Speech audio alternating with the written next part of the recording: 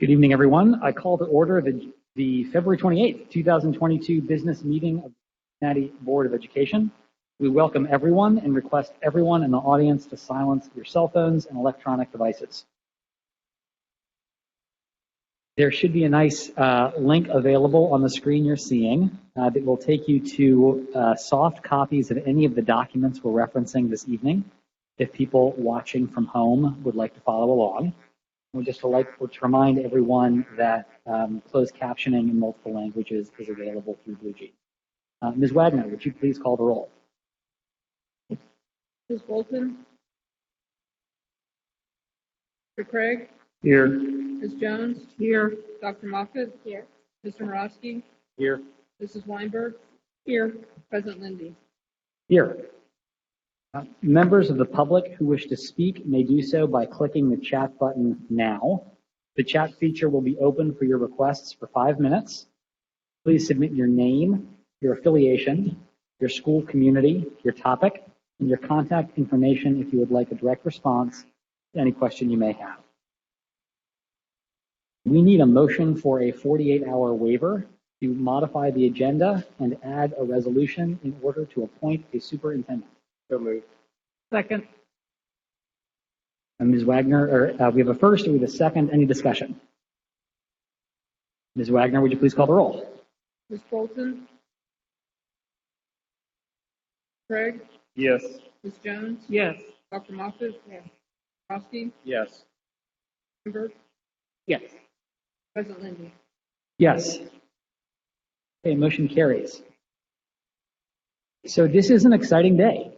As you know, today the board intends to select and announce the new superintendent for Cincinnati Public Schools after a thoughtful and diligent 6-month search that included the community, parents, students, and employees. Before I entertain a motion and a vote, the board would like to take this opportunity to express its thanks to those involved in this search. Thank you. First, the board would like to thank the members of the CPS community, including parents, students, and staff who participated in the process of selecting the district's next superintendent. Early stakeholder engagement included community gatherings, focus groups, one-on-ones, and student panels. Nearly 240 individuals participated in that process. We also had a significant participation in our community survey with 3,589 responses. 81% of the respondents were parents, teachers, and students, and 100% of our schools were represented. Most recently, we had held employee, student, and parent and community interview panels with our 3 finalist candidates. Their input was incredibly helpful as board members made their individual decisions. Second, the board thanks all of the candidates who applied for the position of superintendent. There were more than 50 applicants, including superintendents, high-level administrators, and principals in districts across the United States. The deep pool of superintendent candidates demonstrates Cincinnati Public Schools' strong reputation. The board wishes all of the applicants success in their future endeavors. The board especially thanks the 3 finalist candidates, Tiana Amat, Marlon Stiles, and Iraneta Wright. We thank Ms. Amat, Mr. Stiles, and Ms. Wright for their participation and patience in this diligent process. We knew we had 3 wonderful candidates as part of the finalist stage, and we greatly appreciate their interest in leading Cincinnati Public Schools. The board would also like to thank Interim Superintendent Amat. Ms. Amat has done a terrific job leading the organization through this time of change. We appreciate her willingness to step into the role of interim superintendent. And then finally, it is with our great pleasure that I introduce a resolution to appoint Iraneta Wright as the next superintendent of Cincinnati Public Schools. Since 2017, Ms. Wright has served as the Deputy Superintendent of Schools for Detroit Public Schools Community District, serving 53,000 students 7,200 employees, and an operating budget of $785 million. Florida native, she served Duval County Public Schools for over 25 years as a teacher, assistant principal, middle and high school principal, regional superintendent, and ultimately in the role of chief of schools, serving 117,000 students and 13,000 employees. Ms. Wright has been recognized as a City Year Champion of Education, United Negro College Fund Innovator in Education, a Woman of Excellence by the Michigan Chronicle, and Chiefs for Change Future Chief. So with these preliminaries out of the way, I am pleased to entertain a motion to adopt this resolution appointing Ms. Wright as the next superintendent of Cincinnati Public Schools. Do I have a motion? So moved. Do I have a second? Second. Any discussion? Ms. Wagner, would you please call the roll? Ms. Bolton? Aye. Mr. Craig? Yes. Ms. Jones? Yes. Dr. Moffitt? Ostrowski? Yes. Mrs. Weinberg? Yes. President Lindy? Yes. Thank you and congratulations to Ms. Wright. The board looks forward to approving a contract of employment and formally appointing Iraneta Wright as the next superintendent of the Cincinnati Public Schools. We would now like to take a few moments to allow the press to ask any questions they may have before we proceed to the remainder of the business meeting. If you guys could state your name.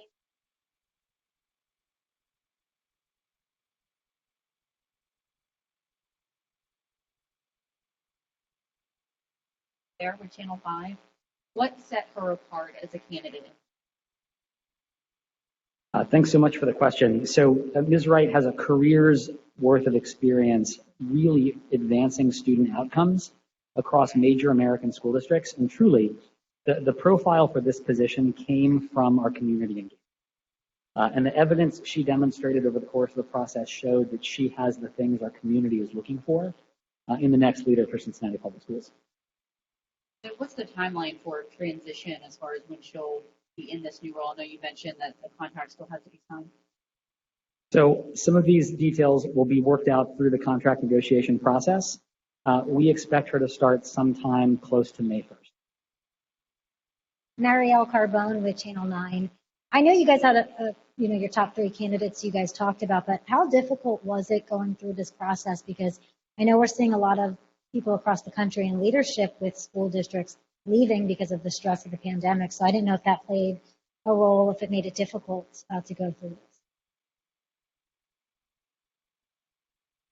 this. Ms. Bolden? You're absolutely right. It's a crisis nationally, but we were very fortunate to have a school district that people want to leave. And also we were very fortunate, I think, in having an outstanding search firm that we had never used before, but fantastic national network, and also combines it with all kinds of other processes that allowed us to reach this very difficult decision. And so I think it's the search firm, and it's also the quality of Cincinnati Public. And then one more question. Is there any new ideas or anything that she brought forward during the interview process that you guys want to see implemented within?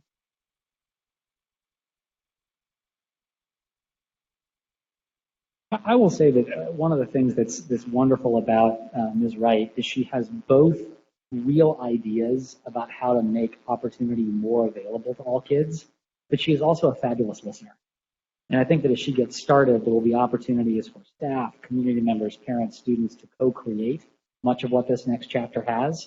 And she brings with her some incredible experience for having done those things in other school districts. Hi, this is Maddie Mitchell with the Cincinnati Enquirer. I just wanted to confirm that Ms. Samad is going to continue as Deputy Superintendent and what that transition is going to look like working with Ms. Wright as she comes on board. We are incredibly grateful for the leadership of Interim Superintendent Amat, and we are excited that she'll be remaining as Deputy Superintendent.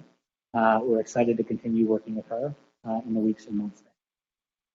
Thank you. Hey, this is Corey with Cincinnati Public Radio. I wanted you to Could you discuss, some of the issues affecting the district currently, such as, COVID-19 and the transportation contract? How did those issues impact your decision in selecting Iraneta Wright as the next superintendent?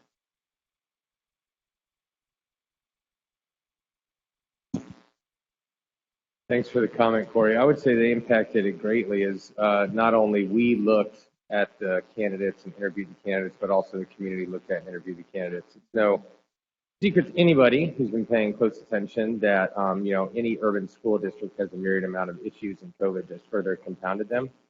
And so, all the different, whether it's logistical issues, technical issues, learning loss issues, COVID-related issues, I think they weighed heavily, again, in all the panels and influenced questions.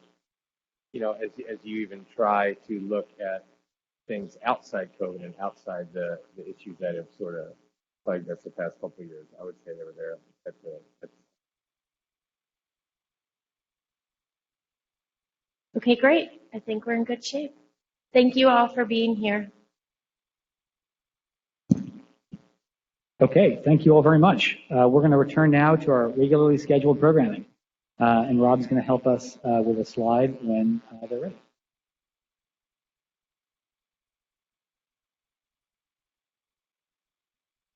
Just kidding. There's one really important piece we haven't done, which is pass the resolution that we passed it. We just didn't read it.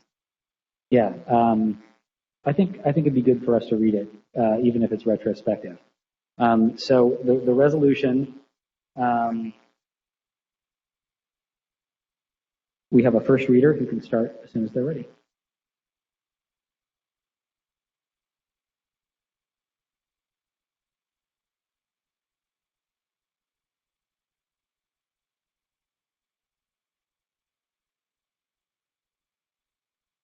Whereas the Superintendent Laura Mitchell announced in April of 2021 her intentions to resign as the Superintendent of Cincinnati School District, the Board of Education appointed Tiana Amat as interim superintendent, and the board recognizes and appreciates the leadership of interim Superintendent Amat over the last year.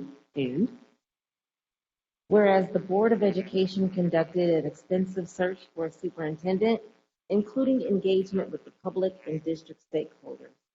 The board developed and published a public survey for CPS community members, the opportunity to identify the characteristics and qualities most desired in the next superintendent, and whereas with the help of a search firm, the board received applications from impressive candidates from across the United States and the world. Many of these applications were from accomplished superintendents or school administrators or at other districts. Strong interest in this position speaks to CPS's strong reputation around Ohio and the country. And whereas the board narrowed the field to the 3 strongest candidates and then held extensive in-person interviews with the finalists. In addition to the board's extensive interviews on all subjects affecting the school district, the board also arranged for the finalists to participate in panel interviews with community leaders, employees, parents, and students. And whereas the board is grateful for the involvement of the community in this process and is confident that the search has led the board to select the person most suited to Cincinnati Public Schools. Now, therefore, be it resolved that the Cincinnati Board of Education resolves to appoint Iraneta Wright as the district's next superintendent. The board authorizes the board president to offer a contract of employment to Iraneta Wright, which will be approved by the Board of Education at the earliest opportunity. I submit this resolution for approval as written. Okay, thank you all very much. I'm assuming folks will let me know if I forgot a second thing in addition to that, but I think we're in okay shape. And we'll continue now to the rest of the meeting. I submitted, do you need a motion? I think we voted to approve it already. Okay. So I think we're okay. Jen will tell me if I'm wrong. We're good. Okay. All right. Thank you. So as we transition back into our standard business meeting, we're going to spend just a couple of minutes updating the public on our first set of board level priorities that we adopted at our working retreat in January. And I think that as we now come to the end of the time period, this is our final report on how we did on each of these items. And so Eve, I think, is going to share our update on number 1. We've completed the search. So we are finished with that part, and now it's contracting and Thank you very much, Eve. On our commitment to having schools open for in-person learning, Mrs. Weinberg. Yes, I can state that our priority has been to remain in person since returning on 1/24. We've definitely been doing a great job, and administration is monitoring. We're in the green, and our COVID numbers are decreasing as well on a weekly basis. We have not had to do a school-by-school approach due to COVID numbers. Thank you very much. Moving on to number 4, around new board member onboarding, we're going to have an update from Dr. Moffitt. I'm going to give this one okay. We are doing pretty good. The new board members are getting adjusted. It feels like we've been in here for 6 months or 6 years. It's only been the 4th board meeting, and we've already got gray hair. So I think that we are doing a relatively good job on that. Dr. Moffitt, I think if there's work that we still need to do to get better on this, I think that's important too. Do you want to make it yellow just to show that there also are some things we want to continue to do, or do you feel like green's the right color? Either is okay. I think that there's work to still be done, and part of that work involves learning each other and building trust. And so where I don't think that we're completely green, I think that we are definitely on the right track, and I would give it a yellow. Thank you very much. And then on 5, we're going to hear from Mr. Craig. And so with the help of Mr. Morosky, as well as others on the board, we have put together an RFP for our board development that was posted Friday.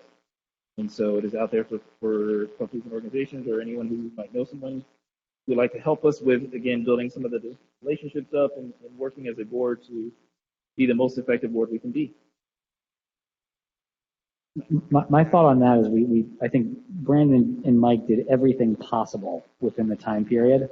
As I read it, I think it says that we will have basically settled on, we would have found a governance training. And I think what we have is the RFP posted, but I think that's the best we could have done.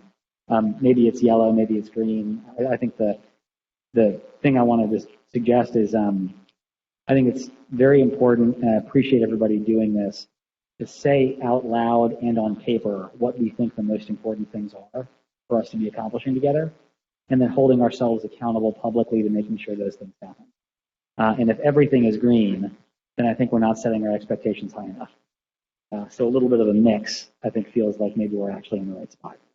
And so as we get to our next board meeting, we'll have a discussion again about what's next. And as we look maybe 3 months down the road, what's the most important work for this board to be focused on so that we can continue to hold ourselves accountable for making that happen.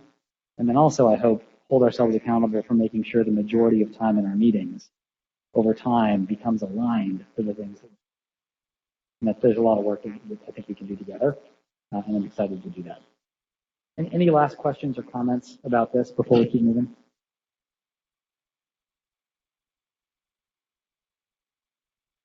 Okay, so we will then transition into the approval of the minutes. I need a motion to approve the minutes from special meeting, January 24th, business meeting, January 24th, special public meeting, February 9th, and special meeting, February 11th. So moved. Second. We have a motion, we have a second. Any discussion? All in favor, please signify by saying aye. Aye. Any opposed? And the minutes are approved as presented. We're going to move next into our committee reports. We have a healthy list of 6 committee reports. That's because we didn't have a meeting on the 14th. So we have a little bit of a backlog to work through. And given, I think, the overall scope of the agenda tonight, plus the announcement on the superintendent, I was going to ask each committee chair to keep their presentation, if they can, to between 2 and 3 minutes total. And so we'll start with Mr. Morosky for, if you can, both of your Policy and Equity Committee meeting minutes. In 2 or 3 minutes, I can do it. You can do it. Time me. Miss Jones doesn't believe I can do it, but I promise I can. So the January 21st, 2022 meeting, a lot of the items that were discussed there are either moot now or been dealt with or were spoken about again in February. So I'm actually just going to speed right through these. The one piece that was discussed in this meeting that was not discussed in the last meeting just last week was a piece about cybersecurity policy, something we don't have, and a couple actions. Mr. Jeremy Gollahue, our IT director, is going to keep General Counsel Dan Hoying updated on any changes to the NIST framework and provide an update to Policy and Equity Committee at appropriate time. The second action was that our committee recommended to cross-reference or group technology policies in relation to each other in order to make reading and searching for them user-friendly. That's something our IT director is undertaking. So that was one thing I wanted to highlight, and now I'm done. The meeting we had last week was a pretty substantive meeting. The biggest chunk of it was regarding our mask policy and the future of it, and I want to thank Dr. Kareem Moffitt for putting that on the agenda. To kick this conversation off, tonight we'll have a presentation from Assistant Superintendent Bunty about the mask policy and what it might look like as we potentially phase out of the mandate, but I will leave that for later. So that will shelve that one for now. We talked about public participation in our board meetings. It's great to see people back. Obviously, you got the message. One of the actions taken that I thought was most significant was that we directed the Office of Communications to make it abundantly clear and more abundantly clear and more abundantly clear. She's made it clear, but just like beat a dead horse type of thing. Welcome back. So maybe it was the big news tonight. I like to think Ms. Krista Boyle had a lot to do with it too. So welcome back. It's good to have you all. Resolution that you will see this evening, or that we're going to talk about again in March, recognizing Juneteenth as a CPS holiday. Officially encoding it in policy. We're going to bring it up again March 18th. There's no reason to think it will not happen. There was a few things we wanted to discuss related to the calendar a little more deeply. One thing that is new that I'll ask for Ms. Weinberg. I know her committee looked at this just before this meeting, so they don't have minutes, of course. A friend of mine and colleague of mine in the community has been leaning on the state of Ohio, and I'll end with this, President Lindy, on the state of Ohio to recognize childhood trauma as a state of emergency in the state. This, of course, would unlock dollars to address it, similar to when we've recognized racism as a public health crisis. This would do a similar thing regarding childhood trauma. Those of us working in education, particularly urban education, this is not news. We're familiar with ACEs. We talk about them all the time, adverse childhood experiences. And we know that the more ACEs you have, the less likely it is for you to achieve equity in the community or in your job or in your life as you grow up. And that we need to address these things early on. State Representative Cedric Denson and State Representative Tom Brinkman are co-sponsoring a resolution to declare a state of emergency regarding childhood trauma in the state of Ohio. The policy committee had presented it to them and asked that they would support this and that we would direct general counsel to draft a resolution on behalf of the public school board that Rep. Denson and Rep. Brinkman have asked. It would be nice to have the support of the district. And policy committee recommends we do that. Out of respect to Ms. Weinberg's committee, I believe it was Dr. Moffitt said health and safety should have, a say in this too, which I think is appropriate. It's certainly related. And so I know you all talked about it at least briefly. If you want to add anything when I'm done, that'd be awesome. But general counsel has been asked to draft this resolution. It's not here tonight, but look forward to it. And that would be the end of my, unless Ms. Weinberg. And just to add, board member, we also agreed in health and safety that it's very important. And so we fully support you doing that and speaking on our behalf. Thank you. And so she's referencing March 10th. I'm going to be going to Columbus speaking as Mike Morosky. But if there was any appetite to speak as y'all, then obviously I'd work with Ms. Boyle to get a statement on behalf of everybody, so I'm going to be there anyway. If not, I can just speak as Mike, and that's okay. Thank you. I present the minutes as written.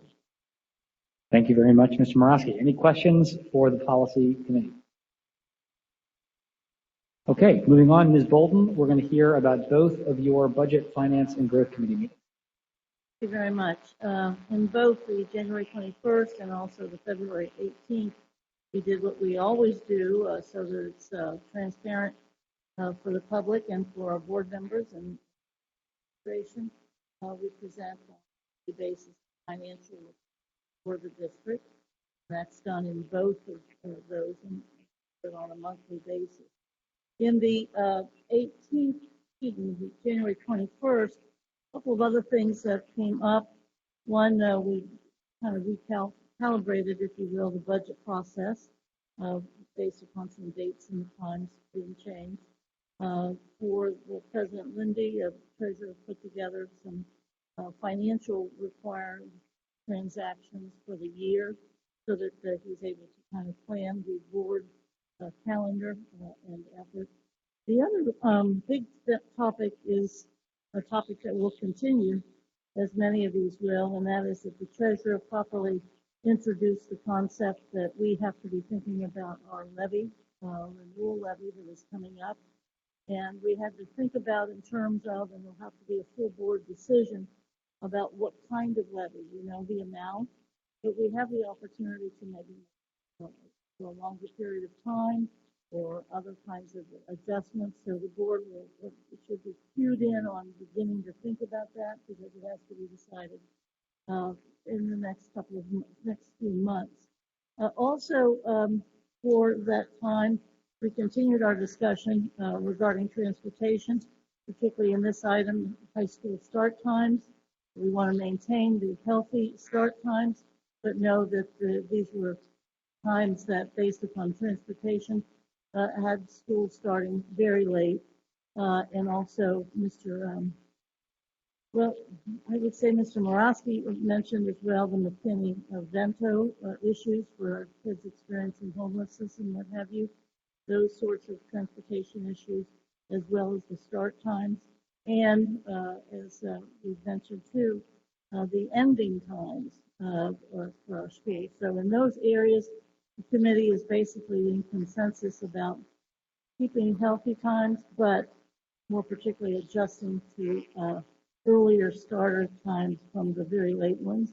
Also maintaining what is required by federal law, properly transporting it to virtually all costs, the McKinney-Vento bill and law for our kids experiencing homelessness.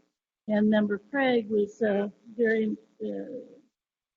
I won't say enthused, but was very adamant about the fact that leave time is really just as important as the early or start time. And we basically said what adjustments have to be made to get those times back, and there are some adjustments that can be made. We should do that. We also had the great fortune of having very extensive information shared from our interim operations chief, if you will, regarding a lot of questions that we had been asking about transportation. Well, that continues. We also heard as well that we have our audit committee and our new memberships, and we also heard about the treasurer's evaluation that is coming up. And finally, for that meeting in January, we also had the treasurer ask us to think about board member training that she's willing to provide. When we got to the 21st, when we got to, I should say this month that we've had our meeting, we spent a great deal of time on federal grants, the community reinvestment agreements, cited the fact that most of these CRAs are really about commercial instead of residential building, and we want residential because we want to expand our enrollment and our family base. And we also have the administration making sure that we're going to be lining up not only a meeting or so with the economic development people from the city, but also it was suggested that we have an ad hoc committee, so to speak, to have a liaison between the city regarding the economic development. So that's something we'll be talking about. General Counsel presented on the insurance issues that we face and suggested that because of a number of things that are going on, it's time for us to start to think about having more of a self-insured effort for ourselves in this district. We had the annual comprehensive financial report distributed to the board members, And then we also had, in the spirit of collaboration, the CFT president and our treasurer, Jennifer Wagner, both presented some concerns and issues and some reassurance about some of the new tax credits, so to speak, regarding development, especially for housing. And that was important. And then also, treasurer presented as well a little bit of an information about New Shore and the initiatives between fiscal year 22 and fiscal year 23. And then we also delved into two more items. One, the weakness that we have regarding return on investment of our major contracts and how to measure those. And we talked about 2 or 3 specifically. And then finally, again, more information from our operations chief regarding questions that this committee, financial committee, from last year and this year have been asking. And again, very transparent and receptive and very enlightening answers by the operations chief, Ms. Solano. I submit both of those minutes and hope for approval. Thank you, Ms. Bolden. That was an expansive interpretation of 2 to 3 minutes. But thank you for the update. Do you any questions? Hey, wait a minute. Morosky was longer than I was. Audience can fact check that. So we have any questions for Ms. Bolden? Okay, hearing none. Thank you, genuinely, thank you. And it's trying to balance, I think, moving us forward and also a lot of really important information. So we'll transition now to to Mrs. Weinberg on health and safety, then to Vice President Jones. All right, so health and safety met on January the 31st at 4 p.m. We had presentations by Mr. Eric Kearney and Mr. George Glover regarding legislation coming from the state and from the House. We then discussed various topics and had presentations regarding medical advice about booster research. We talked about bus safety, bullying, and the awareness that our student conduct and discipline data report still shows that our students of color are still the majority and that this needs to be changed drastically. And there was discussion of ventilation and cleaning of our CPS buildings. We also discussed ways in which parents are notified when the buses are late. And we want to ensure that parents are also constantly being updated. We finally closed out with coming up with our 2022 work plan, which will be brought to the board for approval in March. And I present these minutes as written with a quick 30-second report. There's a joke in here somewhere about Mrs. Weinberg being very fast. I can't quite figure out, but thank you very much. Any questions for Chair Weinberg or the Health and Safety Committee? Thank you very much. We'll now go to Vice President Jones on the Student Achievement and District Instructional Performance. Thank you. So the report of the Student Achievement Committee from our meeting on February 11th, because our January meeting was canceled when we had that huge ice storm. So we spent our first meeting basically reviewing the board bylaw on what the committee's responsibilities are. We began to discuss the committee structure and processes. I think it's important to note that all 3 of us are new to student achievement, so we're feeling our way around, but we're going to be solid. We already know that. We had Assistant Superintendent Murphy and Interim Assistant Superintendent Brown there, who helped us catch up on the plan from the work plan from 2021 and the new things that are being added for 2022. And also some new subjects which are coming down the pike that we added to 2022. And that 2022 plan is incorporated in the minutes. In addition to that, we reviewed, we had a little bit of discussion about the 2020 work plan, and we will solicit our final feedback from our members and administration and be ready to approve the final one at the next meeting. We had a presentation from Dean Blaze around the high school graduation seals. These Ohio graduation seals are in effect through this year, whereby our graduating seniors will need to complete required courses and take required tests demonstrating competency in various subject areas and demonstrate readiness for post-high school paths. And it was really exciting because it's fairly new. And so we do have, I don't know that we have the seals in front of you, but we'll make sure that we get all of the seals so that you will know what they look like. They're very nice, and they're a nice thing for our kids to demonstrate their success. So we're ready for that, and we look forward to having everybody look at those. We did an update on school board school pitch night. In case for those of you who don't know what that is, if you know what school board school is, this is an organization that really helps people in the community know more about what a school board does and how a school board operates. There were 4 of us from the district invited to participate, with the intent being that the community would have an opportunity to present areas of interest, which they did. The 4 of us who participated, Interim Superintendent Amat, Mr. Morosky, Assistant Superintendent Shauna Murphy, and myself were there. And instead of getting 2 areas, we ended up with 4. But all 4 of them are very exciting, and Ms. Murphy has been following up on that, and we'll keep people abreast periodically of what those are. Finally, we had a community presentation from a program called Ascend, which is a program being offered at Bond Hill Elementary School, working with low-performing students in grades 4 to 6. They provide learning coaches, one-on-one interaction with our students to foster growth mindset and social-emotional development. So, in addition to that, I just wanted to point out and ask the committee and board, full board, to review the committee work plan for 2022. There are 3 items in red that I would like your feedback on to make sure if those are things that are appropriate, and if you would let our staff know, we can submit this for approval at the final approval for next week. I submit this program, these minutes as written. Thank you very much, Vice President Jones. Any questions? On the one question for me on the request for feedback, we should look at that in the committee minutes and then send that to the board staff.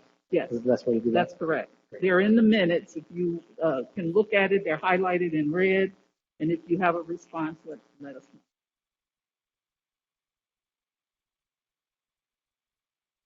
So with each of those committee reports presented, I need a motion to accept the committee reports. So moved. Is there a second? Second. Any discussion? All in favor signify by saying aye. Aye. Any opposed? Okay, the committee reports are approved as presented. We're moving right along to the announcements section of the agenda. So does anybody have any kudos this evening? Mrs. Weinberg. I have to do this one fast as well. You're whatever pace time? you would like. Okay. So really quick, I just want to give kudos to all of the principals that have welcomed both myself and Board Member Moffitt into their buildings. We've gone to 46 schools so far in the past month, and it's been so nice to see the students. They've been engaging, they've been learning, they are just so proud to share anything special about their school. And I will admit that I've kind of been a little bit of a drill sergeant with Board Member Moffitt, and I want to just thank her as well for attending with me. We have been on quite a schedule. Again, I'm going to list some of the schools that we have gone to really quickly. Let me just pull that up. I want to just give thanks to AWL, Hyde Park, Withrow, Pleasant Ridge, John P. Parker, Schroeder High School, Rockdale, North Avondale, South Avondale, Walnut Hills, Rising Stars, Starvine, Rising Stars, Ezra Charles, SCPA, Taft High School, and I think that someone else might be getting some kudos here shortly. Thank you. Thank you very much. Other kudos? Dr. Moffitt. So I'd like to finish that list and also say I expect nothing less from my peer board member who is an Olympian to have a very tight schedule. So she's got us on a roll. But we want to thank the administration and the students and staff at these schools as well. Sands Montessori, Mount Washington, Riverview East, Kilgore, the Lighthouse, Clark, Mount Airy, Parker Woods, Wool Hill, Taylor Park, Cheviot Rising Stars, Cheviot Elementary, Midway, Bond Hill, Roselawn, Pleasant Hill, College Hill Fundamental, Rising Stars Aiken, and Aiken High School. Thank you so much for welcoming us in the buildings. We have been really, really amazed at all the greatness that's going on in our building. Not shocked, just amazed. And really, really, really want to say thank you. We've got a couple more to go, and we'll get it done in the next 2 weeks. Thanks, Jim. Thank you. That's a very impressive list over such a time period. So kudos to you two. Other kudos or announcements? I have one, which is today I think is the last day of African American History Month, and I wanted to thank the CPS Equity and Math PLC for all the work that they've been doing over this month.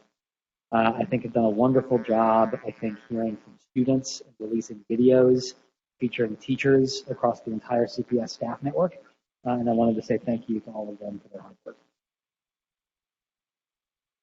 Okay, so with that, we will transition then to Mrs. Weinberg, if you have any retirements to read this evening. I do. I have a couple of retirements to honor and mention this evening. So first, we have our certificated personnel. We have Michelle D. Burney and Letty P. Reed. And in civil service, we have Roger Hambrick, Linda Montgomery, and Richard Purcell. So we want to thank these amazing individuals for all that they have done for the students and for our district.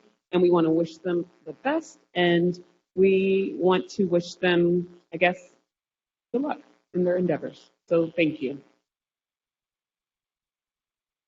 Okay, so we're going to move now to our presentations section. And I think our first presentation is on enrollment. All right, thank you very much. It is a great pleasure to introduce our Assistant Superintendent, Ms. Murphy, and Ms. Joyce Bird, who will be presenting and leading this presentation. One of the things I did early on was to do an analysis, a root cause analysis of how we can improve the customer service experience for our families and students. So this is the beginning of this stage. So Ms. Murphy, thank you.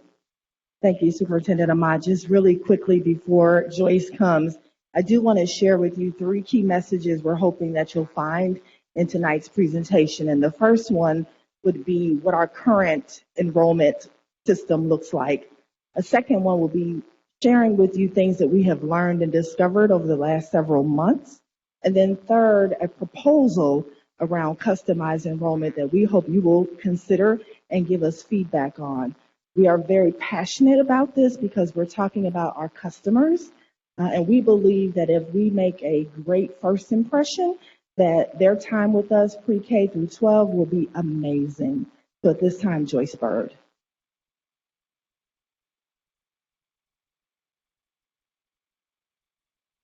Thank you. Good evening. Thank you for giving me this opportunity to present to you the customized registration proposal. Next slide, please. Next slide, please. We are extremely excited and passionate with the vision of developing a customized registration process. We believe this would equitably serve our students and families and optimize district resources. Next slide, please. This is our current process. As you can see, it is very complex. We have 6 different departments involved, a total of 27 steps, and 12 transitions across 68 schools, customer care center, and various departments, which leads to too many opportunities for errors. It especially affects our transportation, power school, and our students with the most barriers. Next slide, please. Some of us from the committee visited a couple of other urban districts that have centralized enrollment. We took several ideas from those districts and to develop a customized registration process. The 2 districts that we visited were Columbus City and Dayton Public. I have also listed several other districts, surrounding districts that have centralized enrollment, such as Princeton, Sycamore, and Lakota, to name a few. Next slide, please. As you watch this video clip, imagine what it would look like for our district.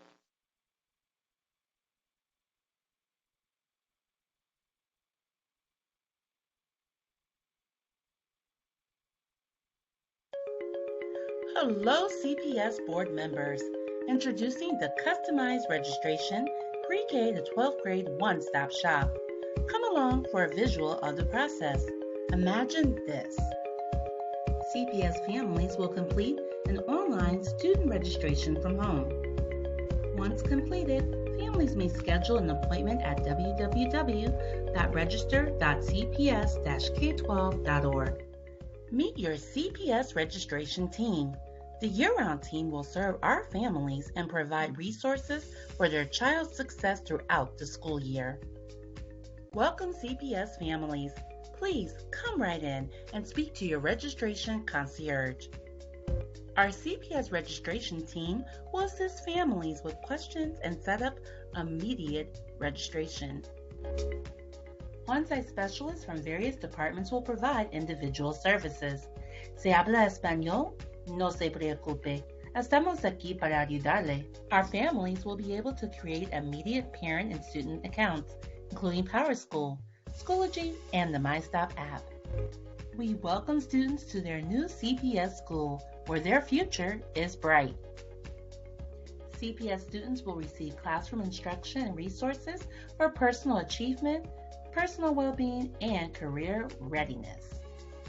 Accessibility and friendliness leads to happy families choosing Cincinnati Public Schools.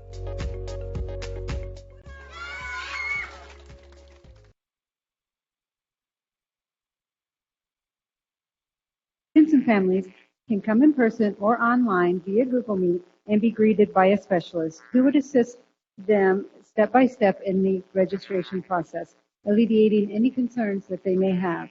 There would be resources available from different departments to assist, allowing students to enroll and attend at school sooner, decreasing the loss of learning time.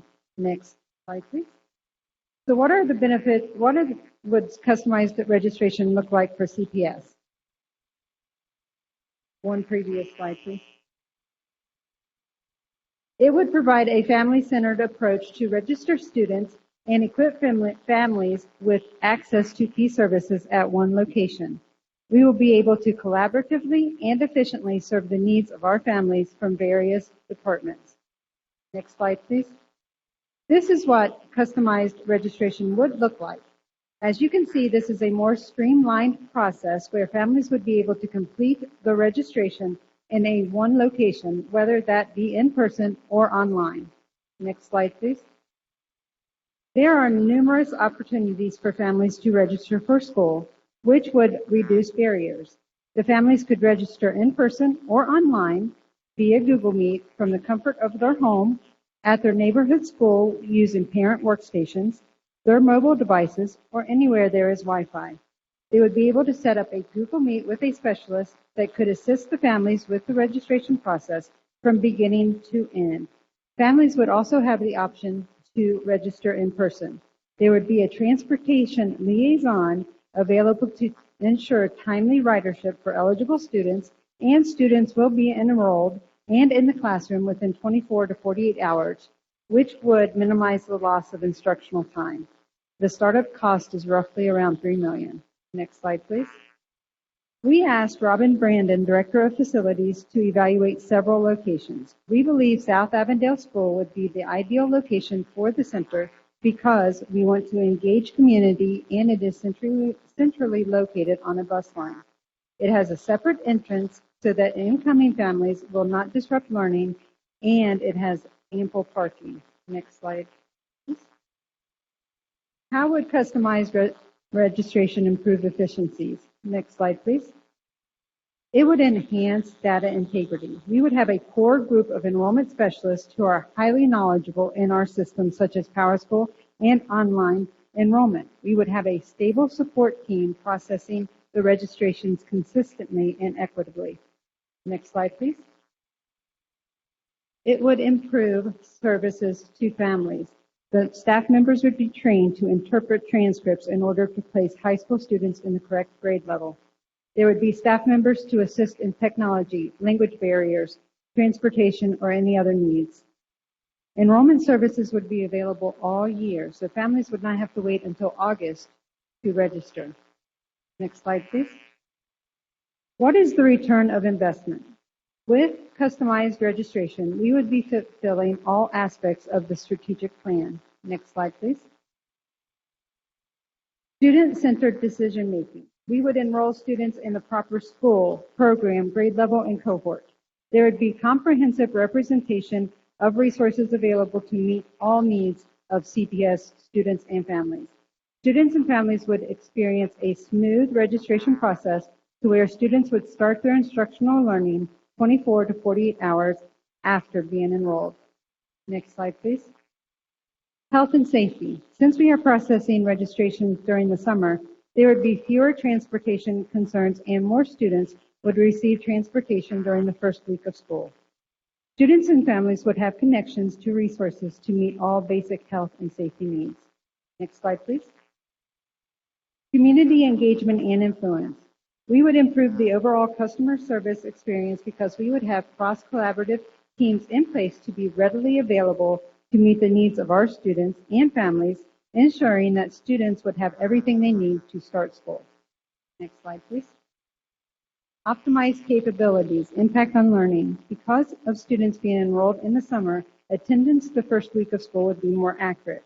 There would be minimal loss of instructional time due to the turnaround time of completing a registration to the student sitting in the classroom.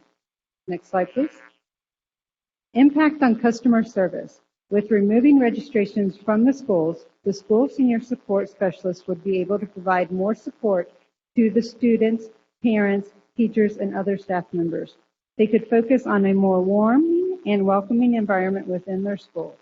The senior support and the enrollment specialist would get extensive training on customer service etiquette. There would be opportunities for parents to have on-site or virtual appointments, and families would be able to upload documentation via the phone and or scanner and send directly to the specialist. Next slide, please.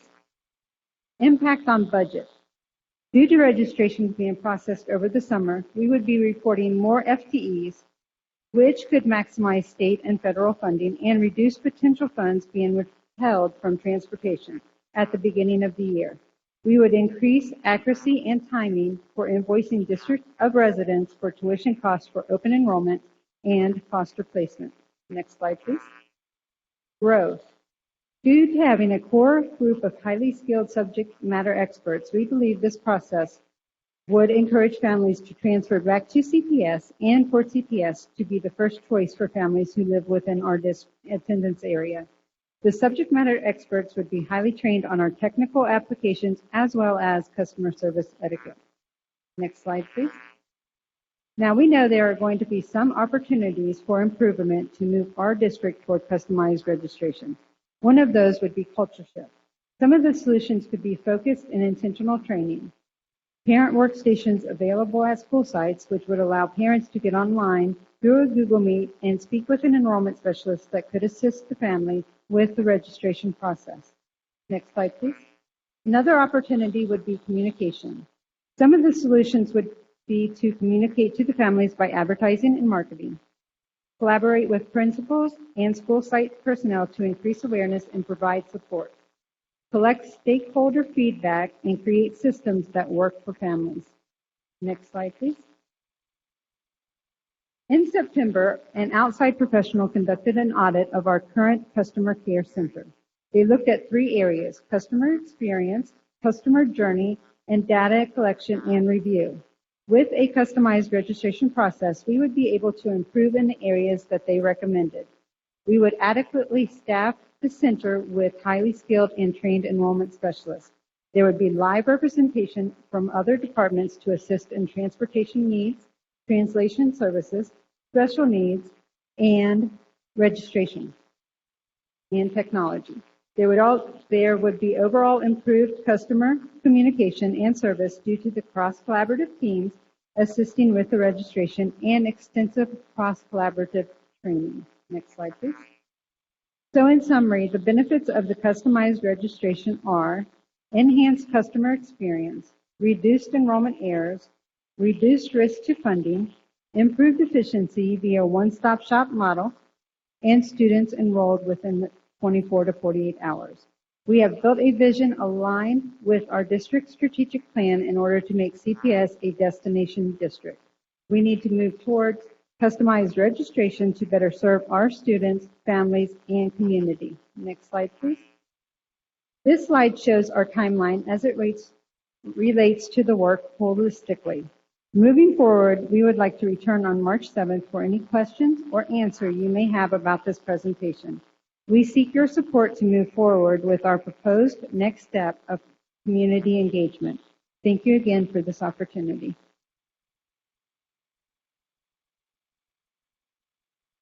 Thank you very much. Questions from board members? Mrs. Weinberg? What measures will be used to serve as data points to show how effective the center would be? It would be, we could survey the parents, and also we could look at the number of enrollments that we have successfully completed over the summer months, and also how many students would be receiving transportation the first week of school. And just one other question, what languages would be offered? Our four Arabic, French, our four languages, Arabic, Spanish, French, and English. Of course English. Of course English. Why not?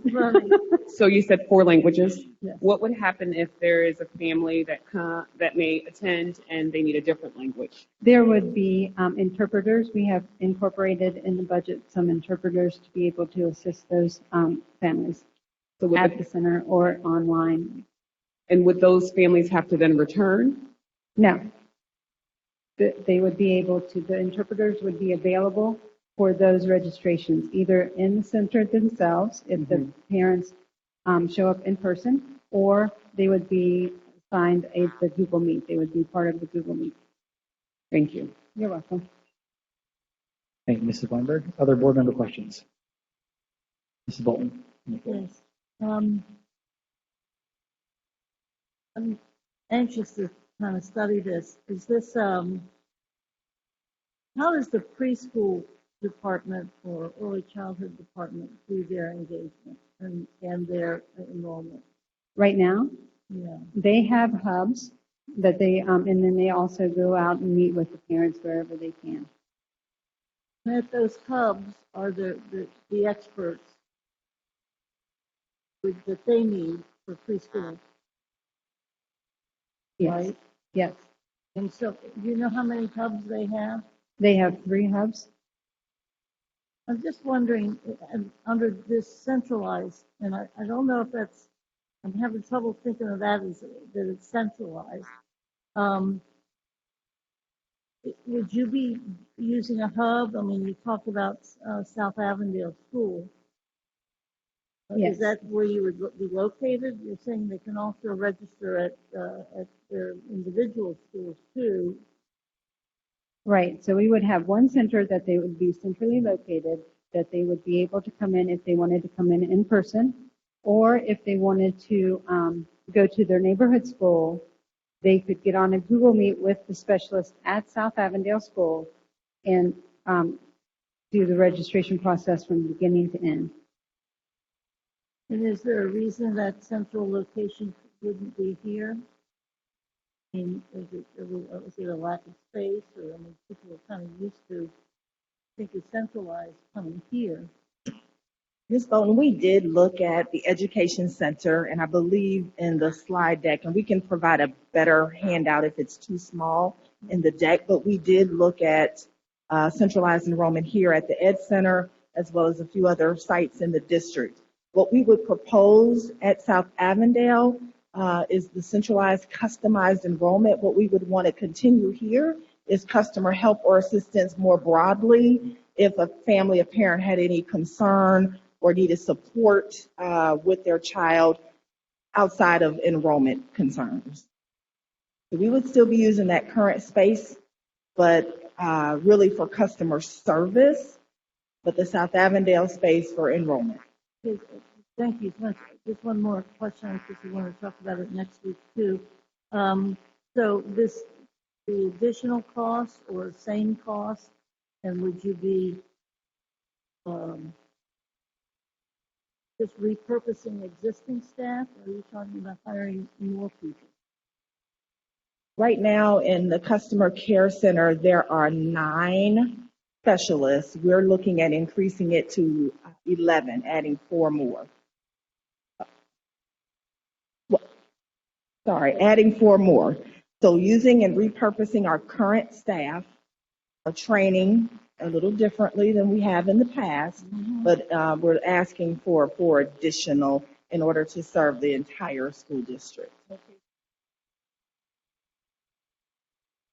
The only question I wanted to ask was, do other folks have questions before I go? You all have put a lot of thought into this, and it seems like a really good suggestion. I was trying to think, like, what risks are there, if any? Do you all see anything that could go wrong or anything that you're concerned about? Well, you never know what you don't know. For the first year, it's always going to be a risk. But I think that the benefits would outweigh any risks that we may face. I think that the biggest risk would be the culture shift, getting the parents and families on board. The only thing I was wondering about, and I don't know that this would be a risk, but it seems like we're moving to a system where every parent needs to do something live with a CPS employee. And if that's true, is there any risk of like just a log jam, too many people trying to get through, and like not enough capacity to move people through in an efficient way? Or is that not worth worrying about? So when we visited Columbus City Schools, they have appointments every 25 minutes so that they would know ahead of time if there is a lot of families registering at one time. And our FTE ratio is similar to what they're doing in Columbus, and it works there. But that seems like good. Thank you. Dr. Moffitt? I have a question for you. I think the one-stop model is a great model. Having things centralized is a good model. I know the University of Cincinnati did that years ago, and it really fares well. My question is around the placement of it being in South Avondale versus a community that has already a population that may need that. So how did you land on South Avondale versus a community that already has or is losing low enrollment due to charter schools moving in?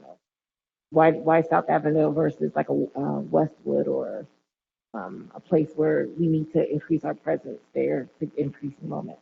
So the reason that we kind of landed with South Avondale is because it is centrally located for all of our district attendance area, and that it is on a bus line because we wanted to make it convenient for the parents to be able to, have the transportation to get to the center if they would choose to do that.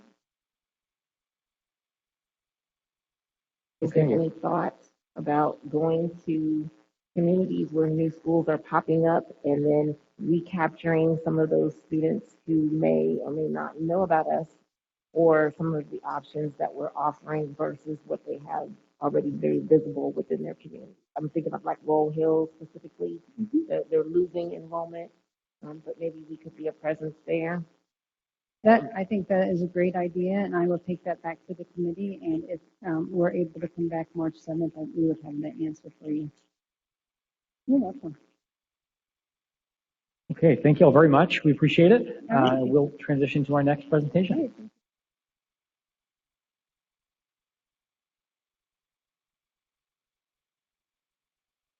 Next up, we have our CDC mask update, Assistant Superintendent Susan Bunty. Good evening. Next slide, please. Next slide, please. And one more. So on Friday, CDC announced that they are now using 3 metrics to make determinations regarding their guidance around masking. So these, as I mentioned, are threefold. The first being hospital admissions per 100,000 population within the last 7 days, the percent of staff inpatient beds occupied by COVID-19 patients, and the third one, the total new COVID-19 cases per 100,000 in the past 7 days. Just a note there, we've been paying attention to average for number 3, not total. Please note that this is a shift in the way that CDC has thought about masking. Previous to this, there were school guidelines and community guidelines. Now those guidelines have merged.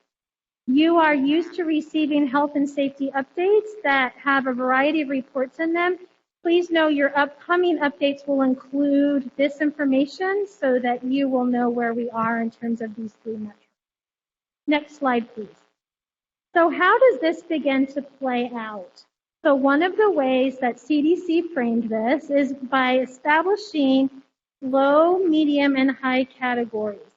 In the low category, you can see that the recommendations are to stay up to date with COVID vaccines and then get tested if you have symptoms. They added one additional bullet for medium. This is additive, so that if you have high risk for severe illness, talk to your healthcare provider about the need to wear a mask.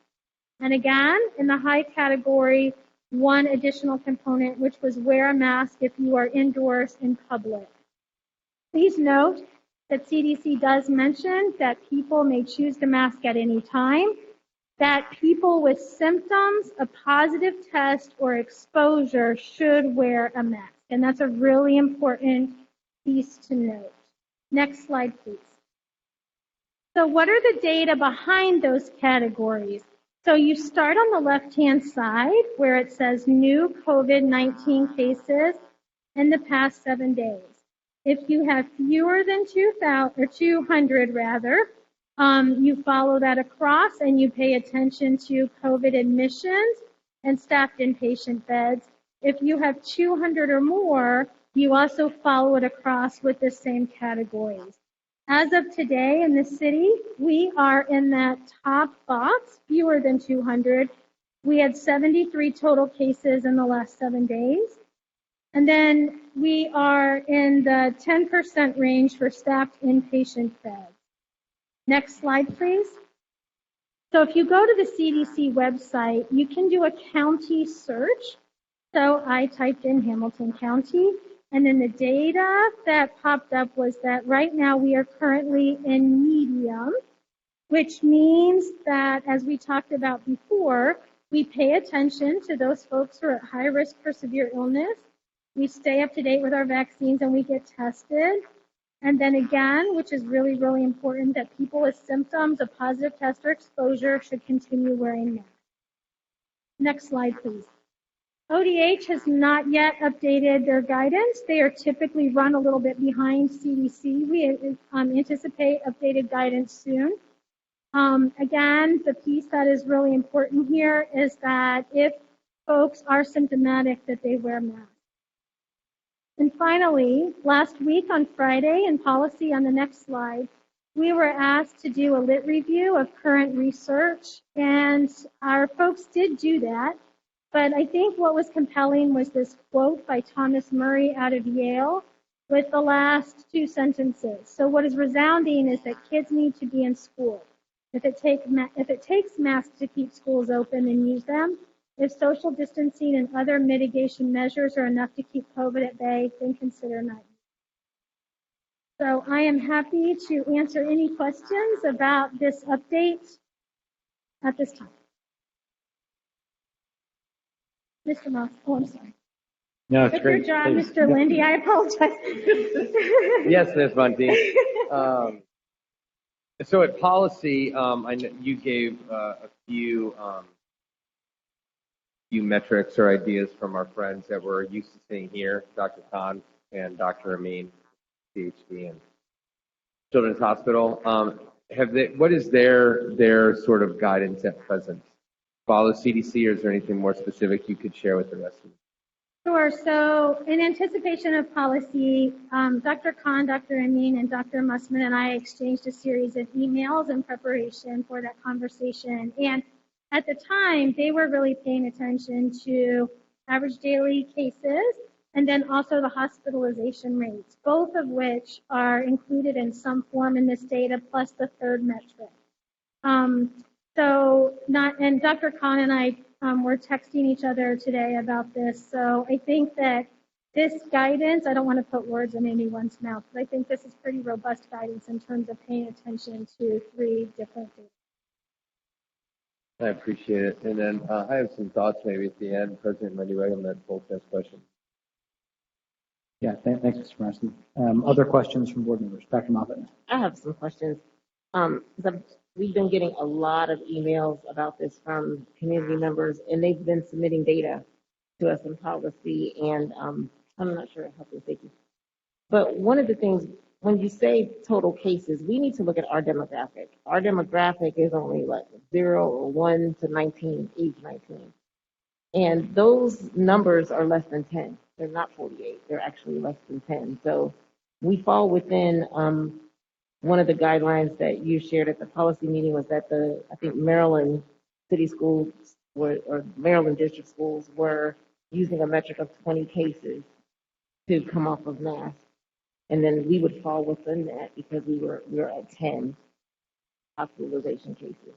And so I did a little digging as well, and I know Sycamore came out with their Sycamore Community Schools came out with an application update. They said that because there's a federal mandate requiring masks on public transportation until March 18th. Is that true? Yes. So then they're going to have masks until that federal mandate date. And so, and then beginning March 21st, masks will become optional on all Sycamore buses. So I wanted to put that out as well. And then also, the Hamilton County Commissioners just tweeted a little while ago that they're lifting their mask mandate as well. So do you all have a formalized recommendation with the information from Dr. Khan? Or, I mean, we could consider lifting our mask mandate as well? Yeah, so let me go back one step. So you're right, what we talked about in policy was 20 cases for hospitalization rate. That at that point was a guidance point before CDC released theirs. And then Maryland was looking at, again, prior to CDC, was paying attention to vaccination. Right. So we have, as a district, been closely aligned to what CDC has said or provided in terms of guidance all the way along. So our recommendation would be to follow these CDC guidelines. And just to clarify, for the CDC guidelines, what are they again? I know we're medium as Hamilton County, according to the CDC, but they don't have a mask mandate required for CDC. Correct. So if you are in the low or medium ranges of those data sets, you would not be required to wear masks under CDC guidance. If for some reason we would shift into that high data range, then we would be required. I just want to make sure I totally follow that. So I think this makes sense. But so you're saying, Ms. Monty, that our position at CPS is we follow CDC. CDC says what we require for masks turns on our color coding. If we are green or if we are yellow, CDC guidance says masks optional. So we follow CDC, we're yellow, therefore masks are optional. Yes. That's a big shift from where we've been. But that's, I just want to make sure I was following that correctly. And I think that if that's what the science says, and that's what the administration recommends, that feels like a no-brainer. It just is against the programming that I have picked up over the last 2 years, and I wanted to make sure I wasn't missing something. No, and I think it's, we've seen numbers fall dramatically and very, very, very dramatic. And so that's, I think, with this, and it's across the country, and so the CDC guidelines are. So, other questions from board members? I think I will go to Ms. Morosky in 1 second. I just wanted to ask, like, are you asking the board to take some action tonight, or there's no action that you need to take? So we wanted to provide an update about changing CDC guidance and provide you with the latest information. You don't need us to take any action as a board on this. So I have one point of clarification. So we can make a motion tonight to adjust our policy, or do we take this back to policy? What's the procedure?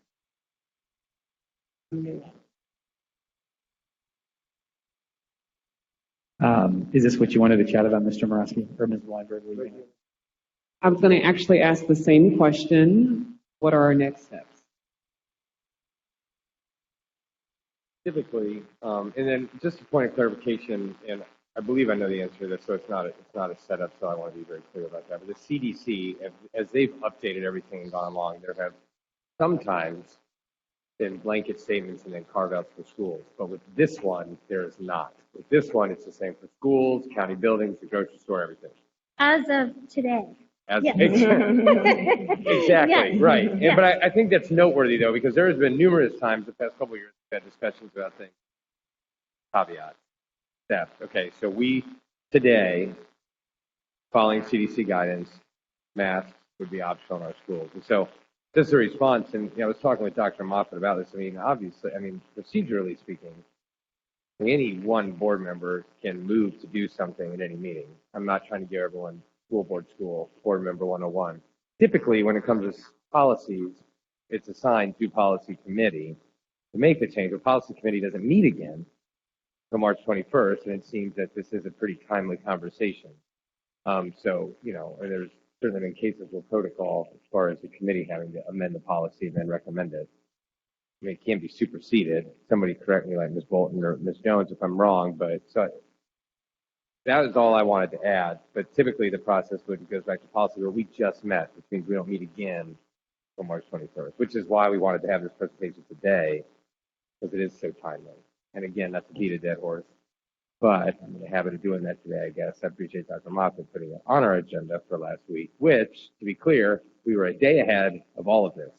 So, thank you. Thank you. I know Ms. Berg is trying to go on. I don't think it's appropriate to change a policy from the floor with a motion, even though I'm more than ready for this. But I think you could, since policy already discussed it, and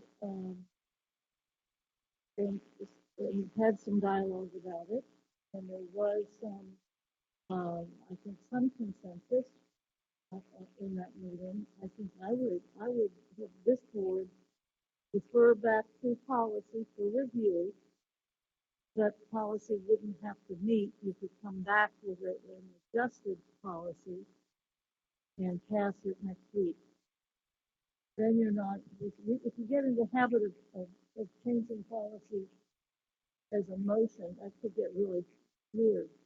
So I think you could still delay this just for a week. Policies discussed it, the minutes have been presented. There was consensus. The whole board refers it back to policy. Policy doesn't have to meet. The policy chair could come forward with how the policy would be adjusted. Then you could vote next week on. Vice President Jones. Procedurally, I agree 100% with Ms. Bolton. Just sitting here thinking, I mean, historically, I believe we have followed CDC guidelines. So the wave I'm thinking about is to follow CDC guidelines. But I haven't had a chance to really delve into this. And I'd at least like to have that week to do that. So I think I'm in agreement with where Ms. Bolton is, just to kind of wait and then have a chance to look at it. I have to be honest in saying I have some concerns about it when we, in terms of symptomology, health reasons. I have some concerns. I just want to think through it a little bit more. So I would say 1 week, whenever our next meeting is. So I have a question for clarification. So I want to repeat for the public and for my own self what I'm hearing. To lift a policy, because you're talking about making an amendment to a policy. I'm talking about to lift it. That could be a motion, or that needs to go back to policy as well. Because if we're talking about changing it to modify the provisions, wouldn't that need to go to policy to make some sort of corrections or additions or deletions? But to lift it, does that need to actually go back to policy? Is that what I'm hearing? Just want to clarify. I think, and I'll just share a reaction and then I bring in some other voices too. I think any board member can make a motion at any time to do whatever they'd like to. And so like if people really do want to move quickly and there's 4 people here who really want to do that, we can do that tonight. I think that there's also past practice and likely some wisdom in past practice And I think we're trying to just balance being thoughtful while also not making sure this gets kicked for 6 weeks because of the board meeting schedule. But other people may have a different reaction to it. Mr. Gregg? I think the only questions that really sit with me, and this is why it may be helpful to have something more formalized next week, is what are we transitioning to? Because I think one of the questions that would remain is that, lift a mask mandate, and that's lovely. But I think there are certain protocols we'd still be expecting to do, and that the CDC still recommends us to do, even at that medium level. And so while we are hopefully, finally, prayerfully turning the corner on this, I do think it's not that we don't have COVID cases showing up, and that we don't still have young kids as young as, I know a kid who's 1 right now who has COVID. And so the existence of it still is possible, and it still may raise concerns. So I think it's just really helpful just to have something formally that tells us what are we transitioning to, and that, given that week, could be a good amount of time to do that. Mr. Morawski?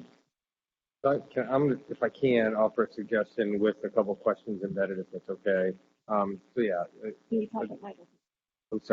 Offer a suggestion with a couple of questions, if I may, sort of embedded in there. I agree with Ms. Bolton, too. I think that's a good middle ground. As I was saying, I wasn't recommending one or the other. The fact remains, yes, a board member can move to do anything. You can move to extend summer break by 10 months if you want, like right now. But it's not wise, maybe. I think the week is a good middle ground, because if you read the minutes as presented, it makes it clear, and they've been accepted by this body, that we're amenable to having this conversation. I think tonight, and anybody could do it, of course, but I'm willing to do it as well, that we ask for an updated draft of the masking policy, because rescinding it, I don't think is responsible. Having an optional, if you want to wear it, I think is responsible. But in doing that, there are other policies that will be affected by this, such as our bullying and harassment policy. We've seen in districts where it's optional, there's increased instances of bullying and harassment of students who choose to wear masks. Do we include that? And I'm not saying we do all this tonight. I'm just saying there are other things that will need to sort of be incorporated. And embedded in this, again, is, as promised, a question, which is, would this apply, or in what you've seen in other districts, and I know Dr. Movitt's looked at other districts, I've looked at a few other myself, but would the mask optional policy, because this would be for staff, this would be for students, this would be for everybody, would there be any carve-outs, i.e. early childhood education, where kids are not eligible for the vaccination? So those are the kinds of things, like if we ask for it tonight, again, anyone can assign it. I'm happy to let Dr. Moffitt, since she sort of spearheaded this, it doesn't matter to me, but ask General Counsel to bring us an updated version of our masking policy, and I would just include in that something added into our bullying harassment policy, whether it's for the adults or the kids, both, regarding explicitly calling it out, because there are districts that have called it out and there are districts that have not, and the districts that have not are incurring more issues, at least from my super amateur kind of, I won't even call it research, but. So the proposal on the table, I just want to make sure I understand it, is that we would ask the administration to come back in a week with an updated mask policy that would incorporate both the new CDC guidelines and their thinking about anti-bullying. And that would set up the district then to put that into practice on a timeline that they determined was what the most. Yeah, and the piece that, Vera Brooks, Susan Bunty, whoever else wants to be involved in it, looking at that early childhood education piece. And so what does that look like in these places where masks are optional? Because to my knowledge, that's a different ballgame entirely with unvaccinated kids. Ms. Weinberg. So I just have a couple of questions. So typically we have been following the CDC guidelines, correct? Yes or no? We've been following the CDC for guidelines. the most part, yes. For the most part. So then my question is, as we're moving forward, since the CDC has released this as a new guideline, what are we going to do in terms of if parents are sending their children to school and stating that they're just going to go by the CDC guideline? I don't know. And if not I wear heard masks. it. I'm sorry. Can you repeat that? And not wear masks. What if we have parents that will now send their kids to school and they will refuse to wear a mask based off of the CDC guideline? Since we've stated all along that we're following the CDC guideline, even though I know we have a mask mandate, I'm just curious if that would cause any issues or problems. So we, with our students, we work really hard and with our families to make sure that they understand where we are. And they have been incredibly collaborative in terms of working with us as we have walked through this era known as COVID. So I think one of the pieces that we would really value is to be able to have that engagement time, to be able to talk with our employees, with our staff, and with our families about what's coming next, and to be able to not only signal that to them, but also to be able to provide dates and timelines of when the change will be occurring. And the reason why I ask this is because we've received lots of emails from parents who are, of course, very upset about this, and some of them have stated that they will not make their children wear masks. So I'm just curious as to what would be the next steps with this. So we handle that on a case-by-case basis. Typically, the classroom teacher is the first person who intervenes, and then it goes from there. And I think Ms. Weinberg too, like I was just pulling up our current mask policy, and then we'll go to Vice President Jones. Like the current policy requires a mask for everyone and doesn't mention CDC guidelines at all. So as I read it anyway, if a parent were to say, I'm refusing to do it, they're refusing to follow current CPS policy. And so what we're trying to do now is, I think, amend that so that it's expansive enough to flex with new CDC guidance as we learn more about the disease. And that we would consider that recommended change from the administration as early as next Monday. Does that answer the question? It does. Thank you. Okay. Vice President Jones. I guess what I'm thinking about it, and don't shoot me, everybody, but it feels like that we are putting some urgency to this decision, and I don't think we need to have any urgency to it. I think we have to be diligent about it, and we have to address it.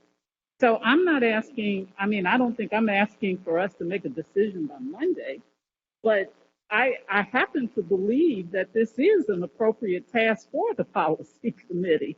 And if it's the 21st and then whatever board meeting we have after that, at least we're clear and we have a little more time to kind of process it and digest it. I'm not sure if I'm understanding that we have to do it like today or tomorrow or Monday. I think that's an issue where people may disagree a little bit. I think there's some folks who would like to move on this very quickly, and also some folks who I think would like to move more slowly. Conceptually, I think people are on the same page. I think, for me, I want to look at it. I'm not prepared to make a decision by Monday. I want to look at some things about it and think through it. But procedurally, why wouldn't policy take that charge to, if that's their job, to look at it and revise it as needed? I think the argument on the other, Mike, go ahead. No, I just respond because I feel it. Like I kind of quasi-direct me. So I'm with you. I'm with you in that the procedure, and if looking at the calendar, to me, coming in here, it made sense in my head that we look at our meetings. We could have people come in on Monday to answer questions. We have people come in at Cal on the 16th to answer questions. On the 18th, policy meets, recommend something for the 21st. Ms. Bolton, and I wasn't thinking like Ms. Bolton until she spoke, which is often the case. And in this case, I thought it was a valid idea simply because we have discussed this, and it seemed like a decent middle ground between let's do it today, let's do it the 21st, or actually it would be the 21st. It would be the 21st at a board meeting to take a week and look at it. But no, I'm with you. That was in my head. That is kind of the process that would happen until I heard Ms. Bolton's comment tonight, which I think is sound, reasonable, just for me. Well, I understand. Let me just address, because I think I'm the person that brought this up. Board Member Weinberg and I have been visiting schools, and one of the questions that we've asked over 45 schools, leaders, teachers, students, and families, we always ask them about the masks and how are the masks going. We've not once had a teacher tell us that this was the ideal circumstance. So teachers understand that this is impacting the learning of our students.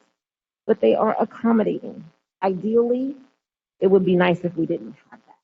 That's what every student has said, even the students that have said, I don't like it, can you all get rid of it? But I understand why it's necessary. I think that for me, the sense of urgency has increased because those districts around us, and Eve, you always talk about our suburban districts, and we oftentimes bring up other schools, but we've always used the CDC guidance as our mandate and our lighthouse as to what we will do. The CDC came out with a decision about that. It was known that they were going to come out with a decision, and they did so. I don't think that for us to take an entire month is necessary. We've got districts around us that have made decisions. We've got our own Hamilton County that has made a decision. We've got the city that has made decisions. I think we can make a decision. And I'm happy to wait a week if people need more time. But what I don't want to do is get into the weeds of something that has already been decided around us, and then we become managers of defiant behavior, what Board Member Weinberg suggested, because adults are saying, well, you're not following the CDC because they said we don't have to do this. It doesn't take a long time to make a decision. And so that's what my position is, and that's why I wanted to, because the CDC came out with a decision. So we can wait a week. That's perfectly fine. I'm happy to bring this up on Monday. I just don't think that it has to take another 3 weeks to make a decision. I appreciate that. I think that what the best way I'd like to try to move us forward is just to go down the row, maybe starting with Dr. Moffat and then with Mrs. Weinberg. And I think we have two options for how we proceed here. One option is we ask the administration to come with the update to the policy a week from now that they think makes the most sense, given the updated CDC guidelines and any thoughts they have about timeline for how they implement it. That's option one. Option two is we refer it back to the policy committee and essentially do the same thing, just on a slightly longer time period. I think those are the two options we've been kicking around for the last couple of minutes, and I'd just love to hear where people are, because I think that could create some clarity for how we go forward next. So again, option A was proposal from the administration on the 7th, that's Monday. Option B was refer back to policy, which would meet again, I think, March 21st. So, Dr. Moffat, do you have a preference for, your preference is option A, right? And Vice President Jones? I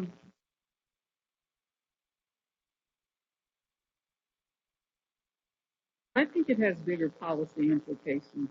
And I think Mr. Morosky addressed some of that. Let me just say my preference would be to refer it back to policy to address the broader scope of policy implications. If we decide to do it on the 7th, I'll be prepared, but it may not be what, you know what I'm saying. Sure. I'll just vote what I believe is right at this point. That's right. Thank you. Ms. Bolden?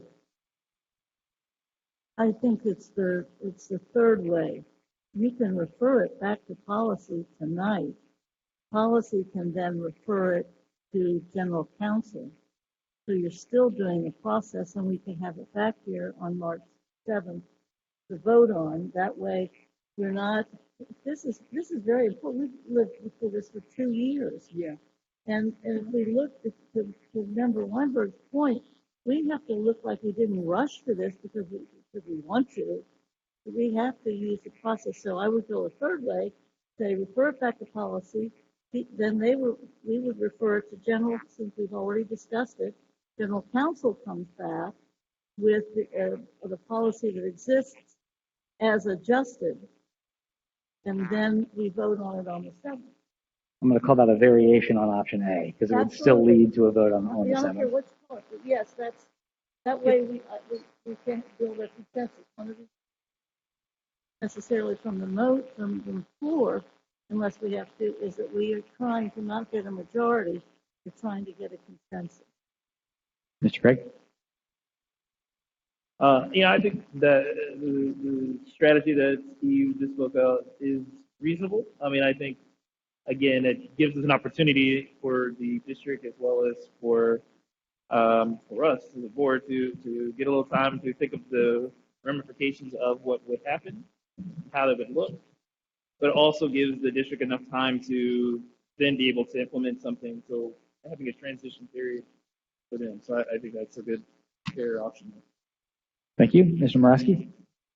I would lean toward the Monday if and only if the tangential policies that would be affected by the shrapnel of this, because this would be a big sea change if those other policies come. And I'm mainly speaking about harassment, bullying, intimidation, and that goes for staff and that goes for students. If those policies come back with this policy and with a report out and some sort of recommendation for early childhood education, because we have a ton of young kids who are unvaccinated, and then we have certainly kids that can't be vaccinated, then I think, it makes sense. It's the right conversation to have. I think it's the right conversation to have. And, like to Board Member Weinberg's point, there's a huge difference between guidance and policy. And while we accept the guidance, our policy says this. So also to Member Weinberg and Dr. Cream's point, we have accepted this guidance, so it makes sense to have this conversation and to affect the policy so that it aligns more with practice. But it can't just be this one masking policy. And it needs to have the accompanying ones. And then Monday would be my recommendation. Thank you, Mr. Moraski. Ms. Weinberg? I would definitely go with Monday, or as Board Member Bolton suggested, a variation to our Monday date. And in terms of, I think she mentioned having a consensus. Yes, it would be nice to have a consensus, but at the end of the day, I think the majority vote would definitely be able to pass this along. Okay. So I think, Mr. Lindy, I have to make one sentence. please. It's the adjustments to the current policy that I'm looking. And if that happens on the 7th, that's fine. But if it's not there, that it won't satisfy me. So that's exactly what it is. Okay. So does that give you enough clarity? I think for the public who's watching, I think, or later, or trying to figure all this out, I think headlines are on the 7th. This group will review something that will come from thoughtful people in our administration who have looked carefully at these issues with a recommendation. And so things could change then. And you would have some thoughts about the timeline. Yes, thank you. Yeah, thank you. Thank everybody for your comments and for your patience. I think we'll move to our next presentation, which is going to be about transportation from Ms. Solana.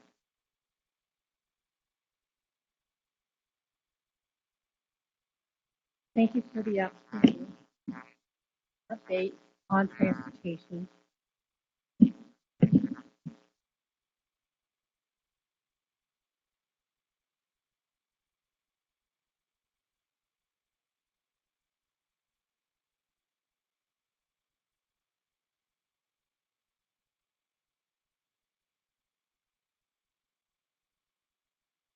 Rob, if you can go to slide right here. So we had a meeting with SORTA. It was a group of SORTA personnel, members of our transportation team, and also members of our principal advisory group for transportation. We met on the 18th of February, and we scheduled bi-weekly meetings moving forward. And during that meeting, we discussed data needs, bus stops, possible changes, or at least review for changes, and their on-time performance. For on-time performance, they mentioned that the on-time performance that they gave us was based on the time that the bus is scheduled to be at that stop. But with that time, there was still enough time for kids to get to school. So what they're going to do after we had a lengthy conversation about this is provide us an on-time performance of the bus getting there 10 minutes before school starts, so that kids would be able to get off the bus, get into the building, and get to their first class.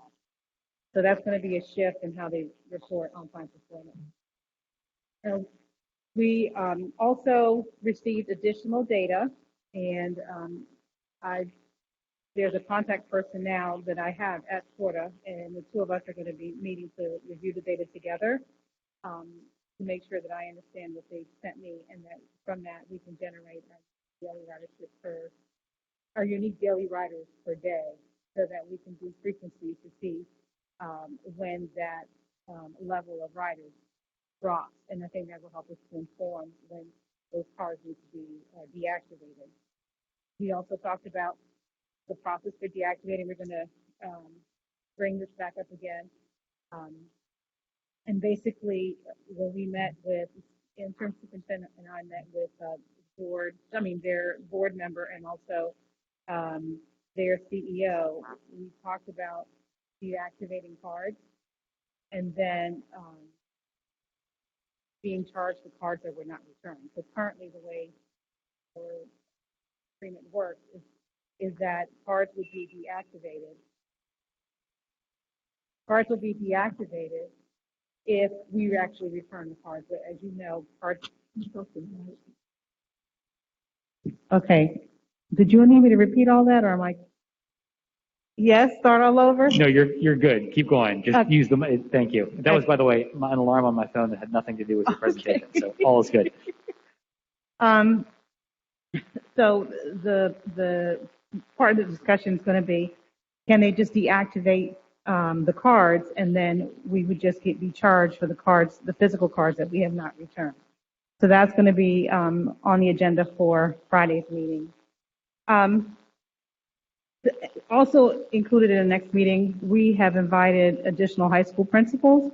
We submitted a survey to them requesting information on where do they see a need for additional crosswalks and additional bus stop changes.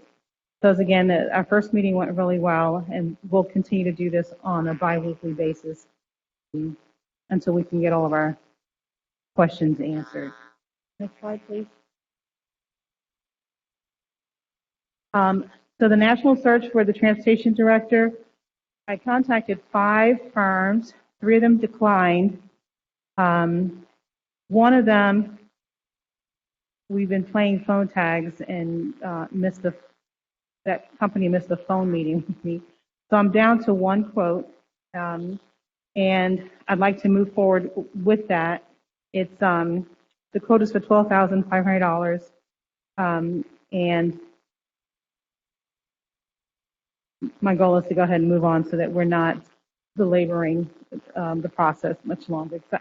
I know that it's really important for us to have somebody in place ASAP. Next slide, please.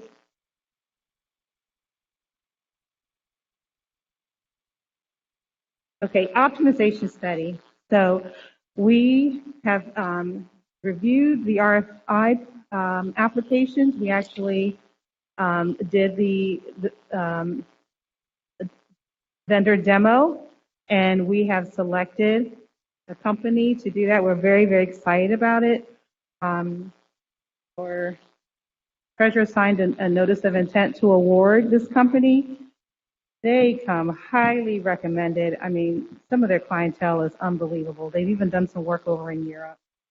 So the name of the company is Alpha Route, and just from the demo, they were able to show us that they can reduce a minimum of 40 buses.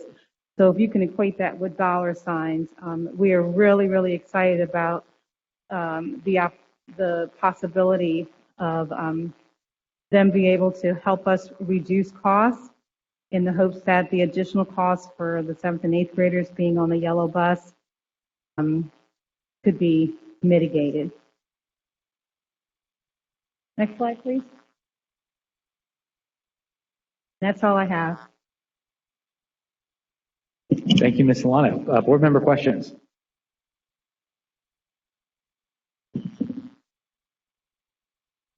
Ms. Bolden? Yes, thank you. My full name is Transportation.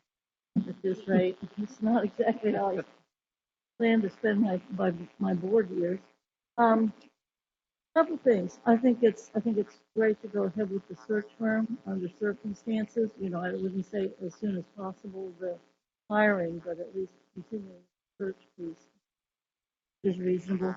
I also think that it would be important that with the meetings with SORTA, that some of those items that you talk about might be those things that the board has been suggesting for a number of weeks now. I'm thrilled that you're going to get the data that we need to make those decisions. I'm sure the extra routes has not been part of the discussion, or has it? The extra, yes, and they reiterated again that it's just not possible for them to do that, at least not within the next 2 years. Okay. And so we discussed with them having only those, about half of what they had before, rather than returning completely to what we had, meaning the kids that, as we've said a couple of times in public, if a kid is going to from his home to his school, which thank goodness you showed that every high school has, bus stops within 200 yards or whatever. If they have no transfer, they could be using the regular metro routes. Whereas if the kid has one or more transfer, and by the way, the charter kids aren't going to be allowed to have any more than one transfer. And that's now law. So if we can be looking at some of that, that seems to be a compromise for this next year. And also, I think it's great that we're going to hire that firm to figure out when do you think they would be starting able to tell us. So not starting. We need to know budget-wise when they'd be finishing. So because of the fact that we're looking at 3 scenarios, that is, so that I can give you, in the business plan, I can give you a cost comparison. It would just be what the status quo is. And then we're going to use the notes from the overyear of District Active Public to guide what the other 2 simulations are going to be. We are hoping that we should have something by the end of March, because we're pretty focused on what the simulations are going to be. And then we can come up with, these are the types of buses that each bus company has. This is how much they charge us for those type of buses. Alpha Route is telling us to optimize our system. These are how many buses that we need. And then our accountant can match that with, I don't want to say the cheapest, but the least cost, the one that doesn't cost as much, to map out what would be the best routes to give each vendor. And then from there, we can give you this. Option A will cost this much, option B will cost this much, option C will cost this much. And then we would add also the metro pieces that you've included on your report as well, to give you a complete package. Yeah, that sounds like a plan. I appreciate that. Another real quick thing on transporting our Vento kids. We probably want to know a little bit more, although you've given us great information about how many kids and the vans. That's an issue that we have. And then 2, if we can figure out the healthy starts and how much that would cost to accommodate. I know you've been working on that. I mean, those are some real nuts and bolts things that would help us kind of feel like we're making progress. Yeah, so what we've done is surveyed all the high school principals that were starting later than the healthy start time, between 8 and 8:45. Ask them, the ones who are starting at 9:15, what's your option 1, option 2, and option 3? So they gave us some times that would work, that they would like between 8 and 8:45. And that time will also be given to the optimization, the company that's doing that study, because they can, that's one of the variables they would use, what time does school start? And so we would put those times in based on what the schools have asked. And if we can put together that amount of money, that if the reason we had to do what we had to do this year, in part, was to accommodate some of those kids, if we can know the cost of accommodating some of those high school kids that need the special services that can't really depend upon Metro. And again, I would encourage, I'll stop there for a little bit, but I would encourage the board members to look at your wonderful responses to our multiple questions. Very helpful for understanding complexity that you and your folks and the superintendent has had to deal with. And I think we have a short, small window to get this done right, and we can't be wrong again. So we keep dialoguing, and that'd be great. And we appreciate your time for finance as well. For finance, and I'm still interested in those 10 buses and a few vans, and I'll keep persisting. And I know the treasurer, I think, said, and you've said too, Connie, it's like a 6-month wait list for wait time. So you know what that means to me. Let's do it. So we have to know the amount of money that would cost. Thank you. Thanks, Ms. Bolton. Mrs. Weinberg? Just to ask a question to make sure I heard correctly, you said that you're going to plan on asking the principals about the healthy start times? Right. So what we did, I surveyed the high school principals, and I asked them, but told them we're now doing this optimization study. So right now your kids are starting at 9:15. So, and here's the thing: in order to be able to link buses, everybody can't start at the same time, right? So otherwise we'd end up having more buses on route. So I've asked between 8 and 8:45, what time was your first choice of starting school? What's your second choice of starting school? So, but they all have to be between 8 and 8. So they might have said 8 o'clock. If you can't do 8 o'clock, I'll do 8:15. If you can't do 8:15, I'll do 8:30. So this way they had an opportunity to give us what they would like, but then we have to, we're limited by the number of buses that's available for us to run, to take our kids to school. And I know that we're limited by the number of buses. I was just curious as well, were the students also asked? No, we did not do that, only because the healthy start time is between 8 and 8:45.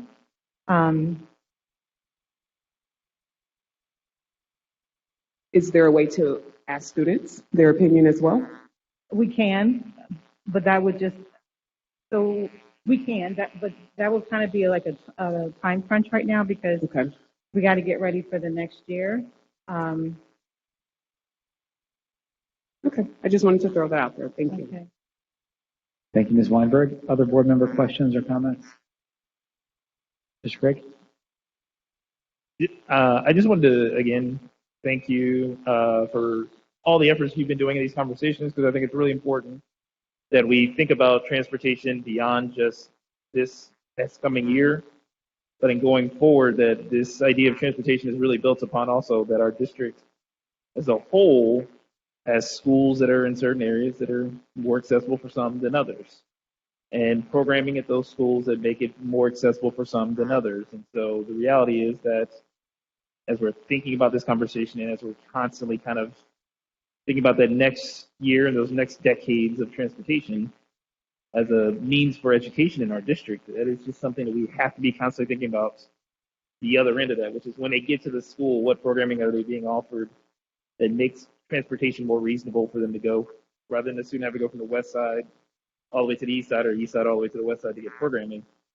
How do we continue to make that part more feasible, which will invariably make it more affordable? And so I think this doing the optimization study now helps us kind of begin that discussion. Appreciate that effort. Okay, thank you very much, Ms. Solano. If there are no other questions, we appreciate it. We're going to move now to our last presentation of the evening, which is on budget from Treasurer Weiner.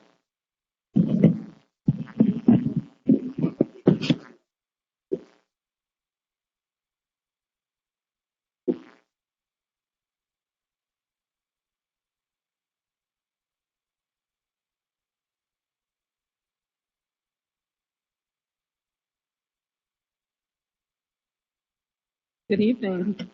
Hello. I hope you don't have presentation fatigue. So I am Jennifer Wagner, Treasurer and Chief Financial Officer for the district. And tonight I'm going to be presenting to you the first of many presentations about the the school district's operating budget. But just to start with, I wanted to do a few slides around contact. We'll set up the framework for some of our non-veteran board members and members of the public. Just to let you know that the district receives revenues from several different sources. The largest fund, the largest source is our general fund that comes from state revenues and property taxes. And then we have around 42 other state and federal grants. I do want to caution you, we do not have $1 billion sitting in a bank account to spend. All the state and federal grants require us to spend the money first, and then we get reimbursed. So we can move on. This is a picture of the general operating fund. So that shows you that the lion's share of our resources come from local property taxes, which are voter levied. And our state aid is the dark green pie, $148 million, is much smaller than it was in previous years because of the House Bill 110 state funding formula change where they removed pass-through dollars. So if you recall, all resident students, we receive funding for them, and those that participated in non-public voucher programs, ed choice programs, community schools, and some of the other scholarship programs, they gave us the revenue, and then they would turn around and deduct the tuition. So revenues went down for those kids. They're funding them directly now, but our expenses also went down.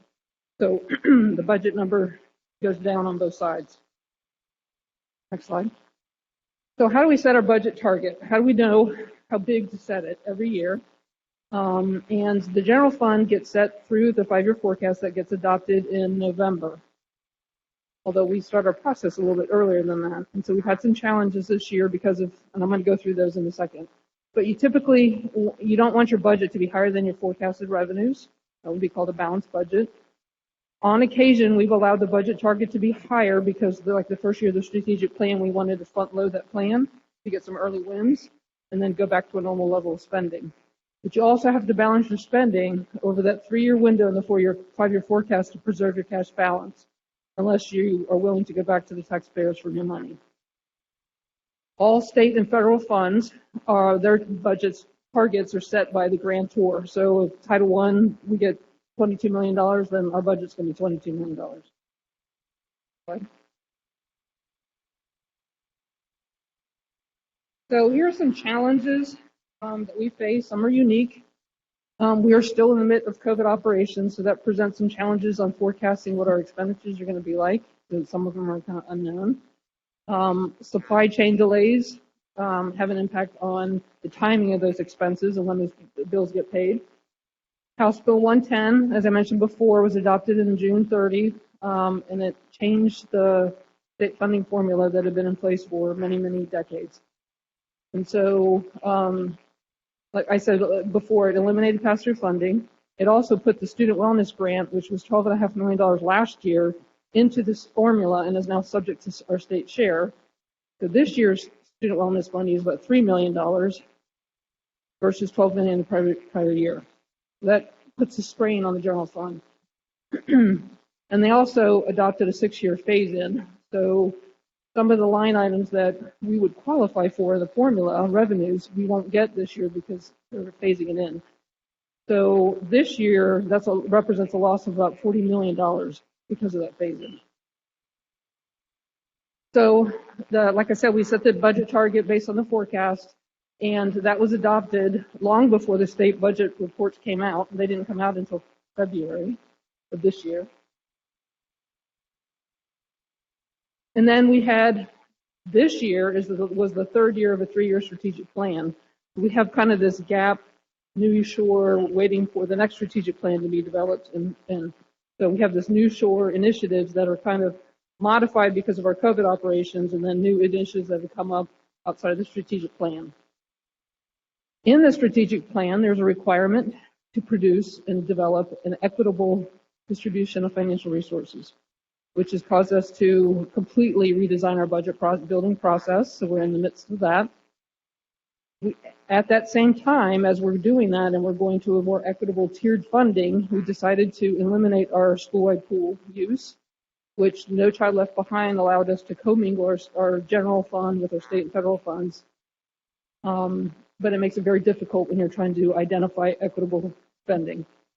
We also have, if you recall, back in August, we presented a 3-year ESSER plan, and then the cliff that's going to happen when all those resources go away. What are we going to do with all those things that are recurring spending? So we're trying to phase that in so it doesn't hit us all in that last year. And then, of course, in November, we'll be on the ballot with our renewal levy. So here's another challenge that faces us every year. When we have positions that are funded by state and federal grants, and those end, the pressure to put those bodies and those positions in the general fund is great. So within the last 5 years, we've had a little over 9 positions. Current year, 47, almost 48 school social workers that were being funded in the student going down to 3. That's a huge drain on the budget. And then we had a grant at a school that was funded by Accelerate Great Schools, I believe. That grant ended. It was I think it was a 3-year grant, and now those 3 teachers are being funded by the general fund out in that school. So looking forward for fiscal year 23 and beyond, remember the school nurse contract, $8 million is being funded out of ESSER. And if we, once the ESSER funds go away, we need to determine what level of school nursing we're going to continue to fund out in the schools. We have 45 primary reading specialists that are funded by ESSER, 163 super subs because of the increase in absenteeism out in the schools that's being funded. We have safety paras, and then the resource coordinator contract was also funded by student wellness. That is now in the general fund for fiscal year 23. One issue that was identified this year is that when we first started doing resource coordinators, it was funded by a grant.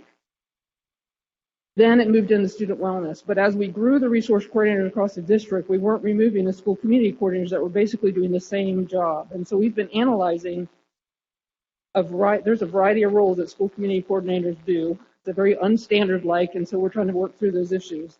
But that's an example of how things are funded by a grant initially and then end up in our regular budget.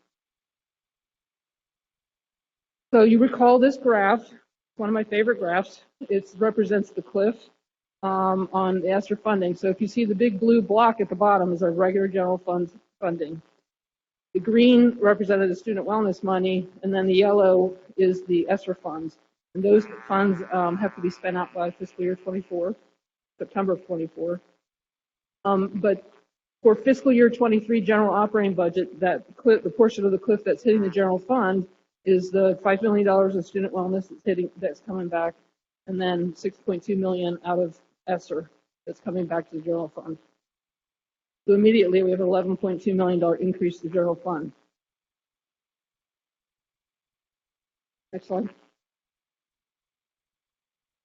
So this is a slide that we presented back in August, if you'll recall. This is how we were planning to have the cliff be addressed. So some things we're just not going to continue to do because we won't need them anymore. Some items will be reduced in scope, and some things we still have to make decisions about. But so we're bringing $6.2 million back in 23. Next year is a much smaller group, and then in fiscal year 25, which is the year that ESSER ends, $60 million. Having said that, the 3-year plan we thought we were going to be spending money on in ESSER is in the process of being revised. Some things didn't pan out that we'd spent money that way. One example would be the nursing contract. We didn't have a full complement of nurses this year, so we saved, I think it's around $1.7 million. And so we're going to be readjusting some of that money to spend on other things. That presentation will come to you on March 16th when it's scheduled. So next slide. So one last challenge that we have is that we have very flat revenue. Our budget target is typically flat, but we continue to want to do new initiatives. We have new mandates from the state, we have new innovations that we want to fund, and new ideas. The challenge becomes, what are we going to stop spending money on in order, because you can't fill the bottle higher than it already is. So that becomes a huge challenge about what do we need to stop doing so we can fund the new stuff. Okay, next. So now I'm going to kind of switch to the process. The typical way the district develops a budget, we start in September, actually, of the previous year. And then we have a series of activities that happen. And what feeds into that are our district fixed costs, which are debt, our Fund 34, maintenance, building transfer, casualty insurance. Then we have our strategic plan initiatives. The schools develop their budgets based off of student projections. And then the tier development is kind of our redesign work. And then, of course, the central administration has to start building their budgets. A lot of this happens simultaneously in a bunch of different avenues. Next slide. So the content of the budget comes from these pillars. I mentioned the fixed costs. So we have our debt payments. We have the building and the required set aside for our fabulous S&P buildings, $3.2 million a year. The money gets transferred out of the general fund into a maintenance fund to maintain our buildings. For district fees, like our Hamilton County auditor charges us to collect property taxes on our behalf and then send us the money. And then, of course, our casualty insurance that we talked about from the finance committee. Next, we have all of our strategic initiatives. Next, we have the cliff that we just talked about. And then this new equitable distribution of funds. We're going to go into that in just a second. And then we also have these new things. So we have a new strategic plan we need to fund. And our audit committee asked us to consider adding a risk assessment operation. So starting with the schools, in November, we developed student projections that are based on October 15th enrollment data. So it looks at enrollment by school, by grade, and by condition of the student. We use a 3-year survival ratio to determine how many kids are going to get promoted from one grade to the next. And then we do some categorical allotments for students with disabilities, gifted. All those numbers, once they have reviewed and blessed and modified, they get fed into a bunch of staffing formulas that are defined either by the state or federal law, the collective bargaining agreement, or we have some internally adopted formulas that aren't from the other two. Two examples I can give you is our assistant principal formula. It's just a district practice, and our security assistant formula is a district practice, but it's not defined by one of those other things. So the schools take that information back. They work with their ILTs and their LSDMCs, instructional leadership team, and the local school decision-making committees to come up with a budget. And then in January, they start working on their non-personnel allocations and resubmit them back to us.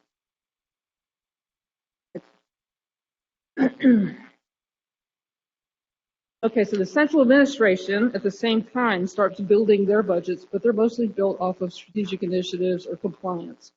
And so they build, and we use a tool called the PGSM. It stands for Priorities, Goals, Strategies, and Measures, and they have to tie it to a strategic initiative or to some kind of compliance-related activity.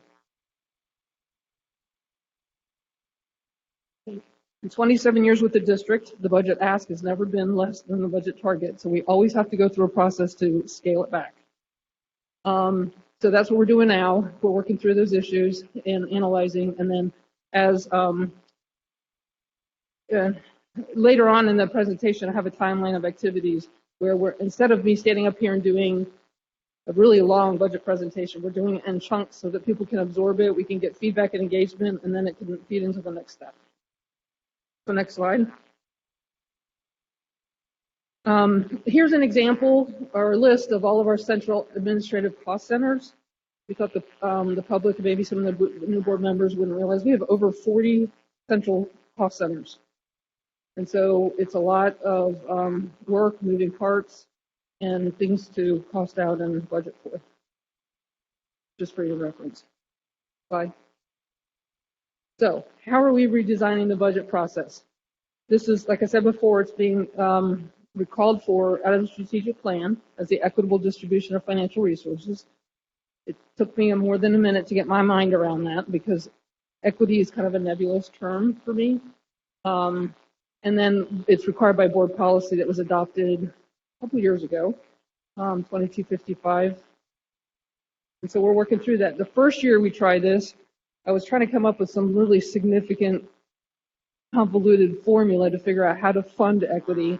And the superintendent, Mitchell, at the time, she said, Jen, just ask the schools what they need. And so we did that, and we did that for 2 years. It got to a point where many schools were asking for the same things, and we started funding those things centrally anyway. And so we started working on a different way of doing the equitable process. So that brings us to the Miss Bunty ice cream cone concept. It follows along with a concept they do in instruction called multi-tiered system of supports. Got that right? And so on the left-hand side is how we started working through this and trying to define what these different levels of tiers. So we started first with the base tier and said, okay, what does every student in this district deserve to have? And then we had a debate on how transportation fit. So some of us thought it was base, some of us thought it was tier 2, because tier 2 is groups of students. And so while we offer transportation, not every child is eligible, so that's where we had that kind of debate. And then tier 2 was the groups of students, things like if you're in a career ed classroom, you might have different curriculum that we would fund or different tools, technologies that you would need to conduct instruction. And then tier 3 would be highly individualized to the student's need or to the staff. But, things like one-on-one paras or assistive technology, things that are required by academic plan. So as we're trying to build the budget, we're trying to define all these things, we started realizing that tier 3 items are typically compliance-related things, and that looks more, the conversations we started having, it felt more like it was what I'm looking for, discretionary funding, but it really isn't. So we switched to the other side of the conversation, and we had some very interesting meetings trying to define the budget tiers. And so we started with the district fixed. We can't do anything about it. We can't not pay debt, right? So that's tier 0. And then tier 1 became all the state and federal required things you can't cut. But those are the things that apply to all students. Then you have transportation. Then we went with tier 2 was what is required by all of our collective bargaining agreements, that unless you negotiate it out, you have to fund it. Tier 3 became everything else. So all of our new, innovative, programmatic kind of things. And if you do next slide. This is how we came up with the first definition, and we would really appreciate and invite your feedback. I'm going to finish this presentation tonight by telling you how we're going to gather that feedback. So just be thinking about it. But this is like an example of tier 1 in the schools is everybody gets a teacher or a preschool disabilities teacher. That preschool disabilities is required by state funding formula, while regular ed is not, right? So that became a tier 2. So I won't read all this stuff to you, but those are some examples of how we defined where we believe things should be in a tiered process in the schools. So the next slide will show you the central office or central administration tiers. You notice that central administration has one more tier than the schools. It's because all the district fixed cost stuff is paid out of central office.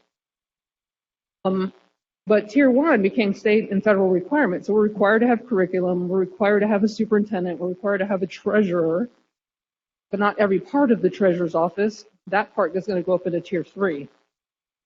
And so we had some very interesting debates on, we realized that most of our departments had tier 1 items in it, but they also had tier 3 items in it as well. And then tier 2 is about talent acquisition and all the, we have a budget that's about contract obligations.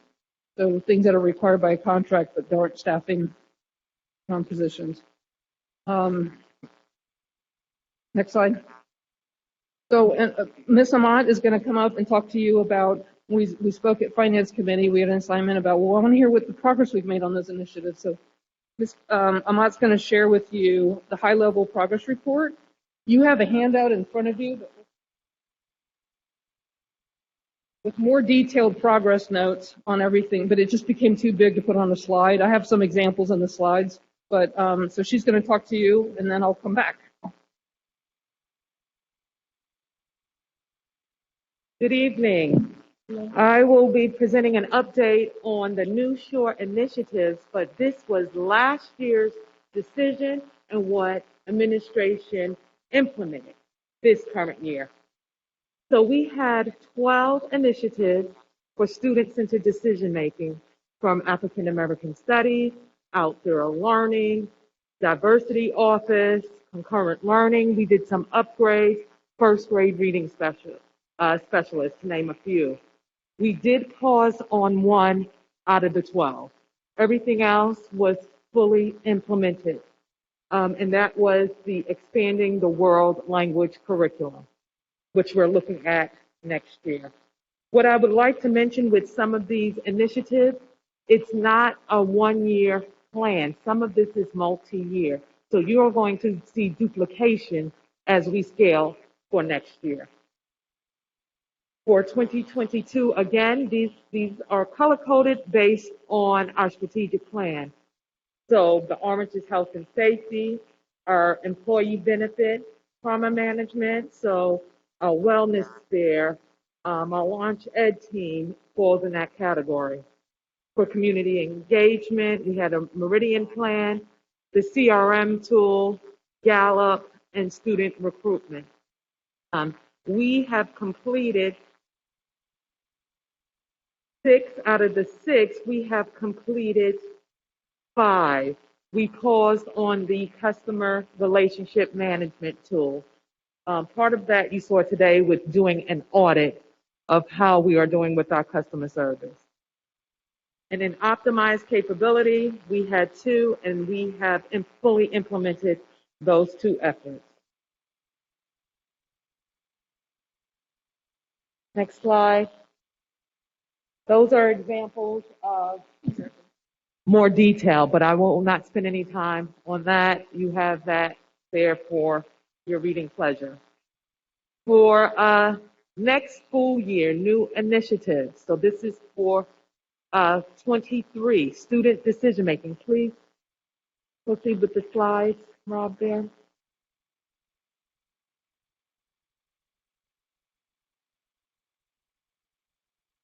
At 23? Yes, it is. Thank you.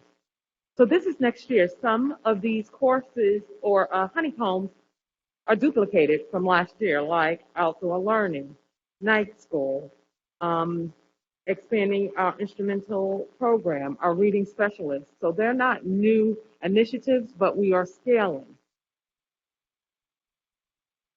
If you change, oh, it's the yellow color. Change the color on that.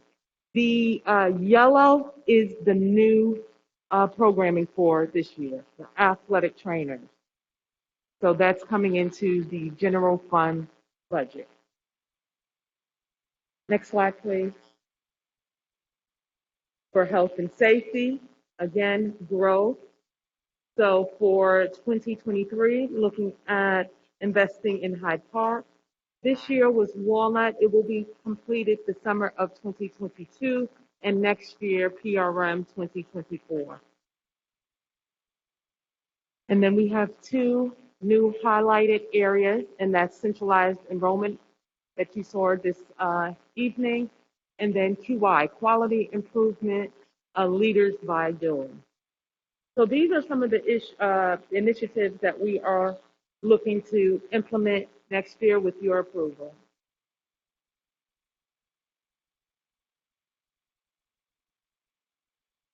So what we're trying to get to is to show you how we have our budget target of $609 million. And then right off the top, we take our fixed costs off. So the money that's left over to spend is $582 million. And then as we have now defined these tiers, we're going back into the budget software and identifying every position, every line item by a tier so that we can cost it out that way. And what it's really going to show is after fixed cost, state and federal, and the contract requirements, there's not a whole lot of money to do new stuff with. And so we'll bring this back to you as we complete it. But right now, today, we're sitting at a $659 million budget ask. This is not unusual for this time of the year in our budget because we want to accomplish a lot of great things. And we've had some pressures to add to the general fund because of things that were coming from other grants. So go ahead, next slide. So what happens next and how do we engage the board and the public? And we have several meetings or several presentations to do. The next meeting, board meeting is on Monday. So we're going to be using a Mentimeter tool like we used before when we were doing the ESSER.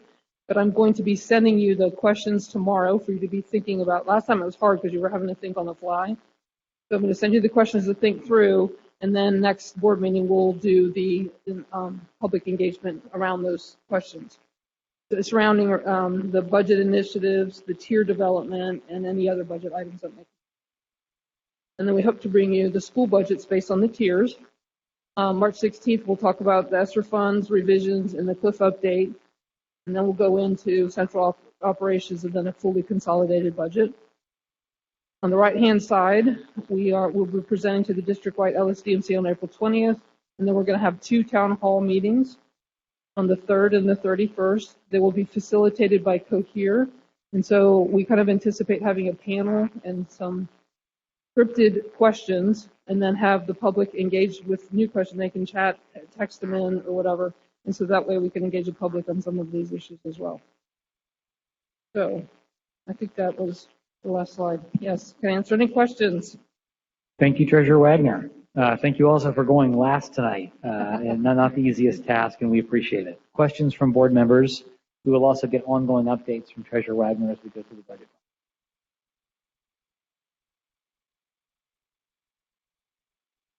Ms. Bolton.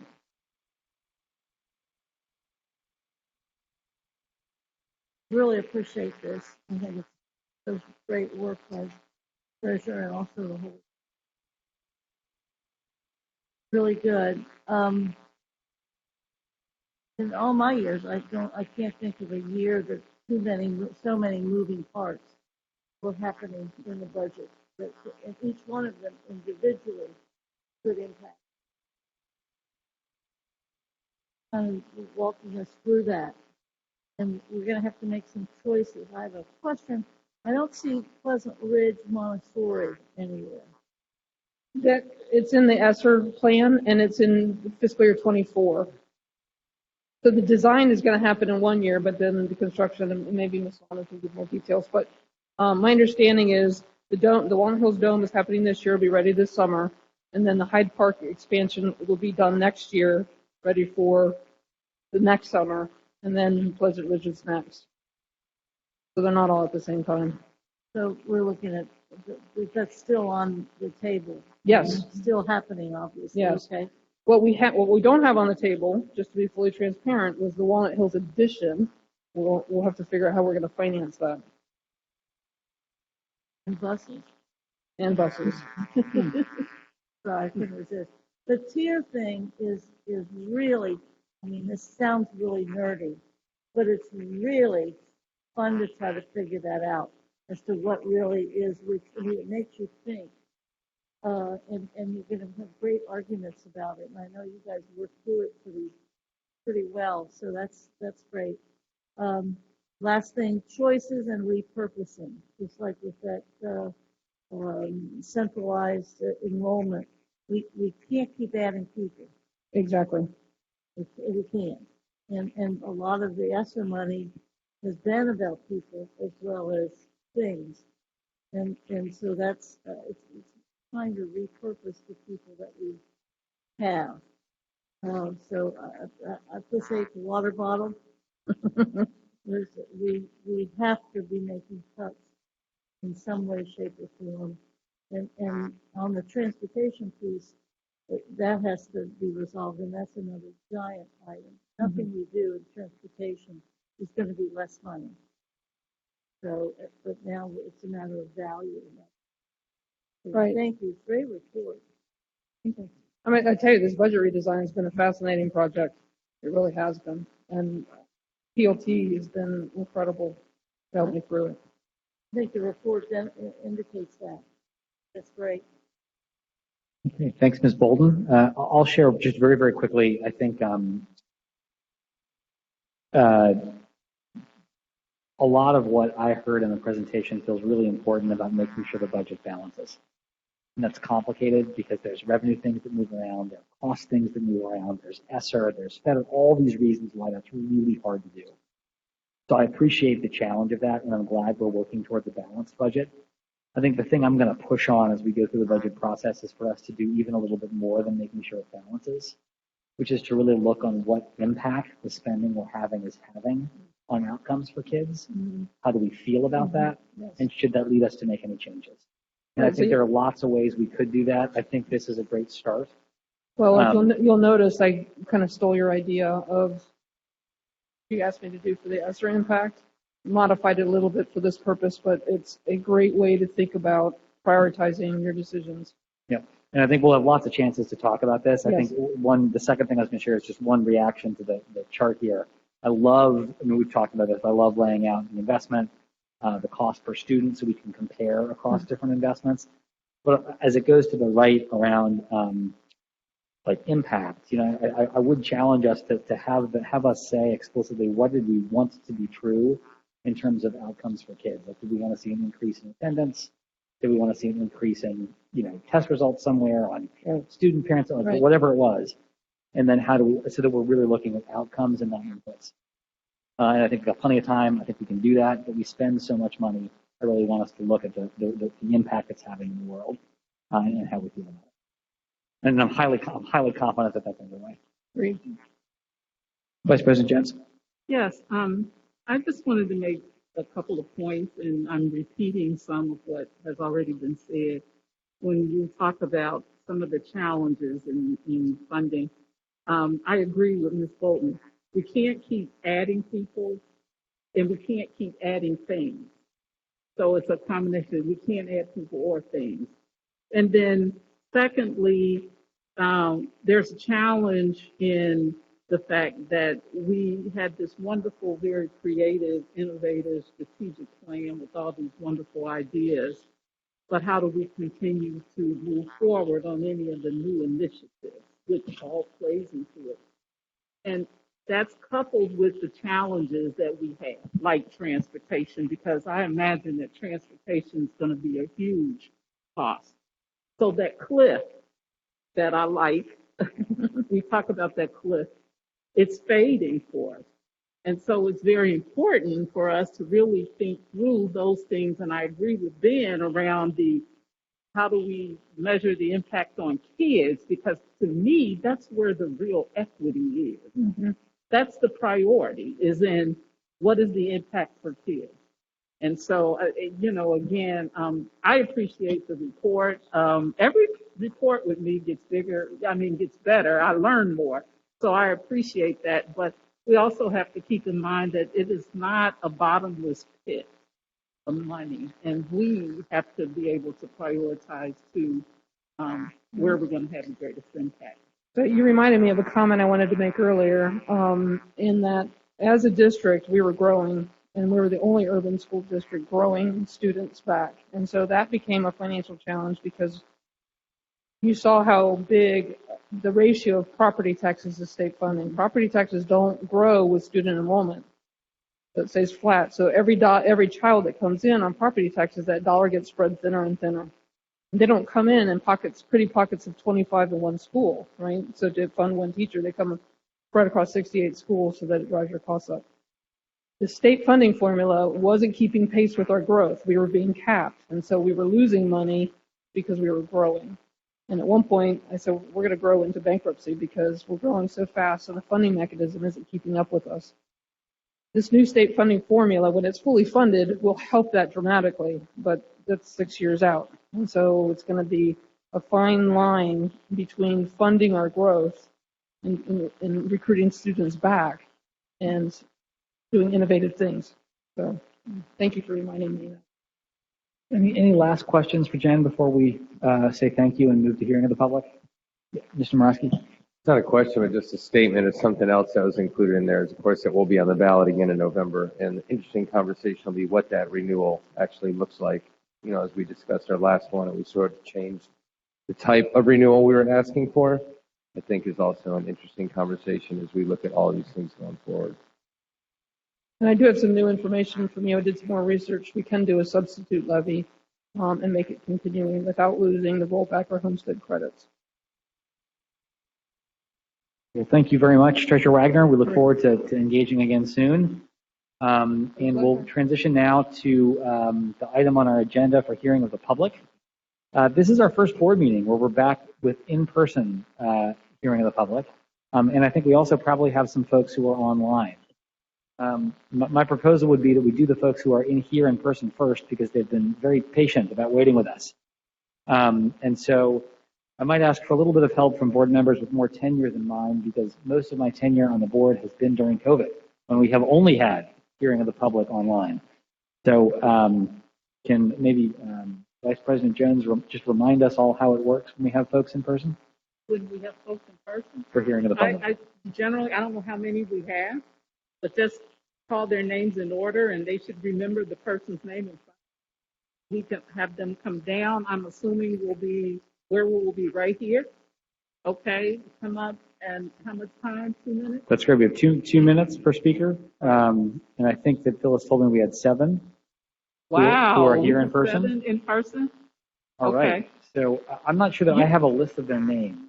So if they want to come, I don't think I do have cards. We may have cards coming. You might want to do the first 3.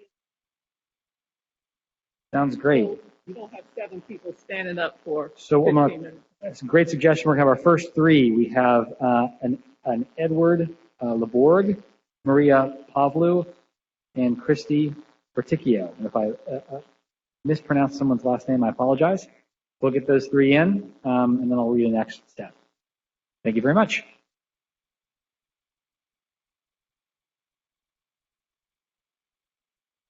Good evening, everyone. My name is Ed LeBourne, pretty close. I'm in my 25th year of teaching and my 21st year as a music educator at Walnut Hills High School. I come tonight representing the entire Fine Arts Department at Walnut Hills.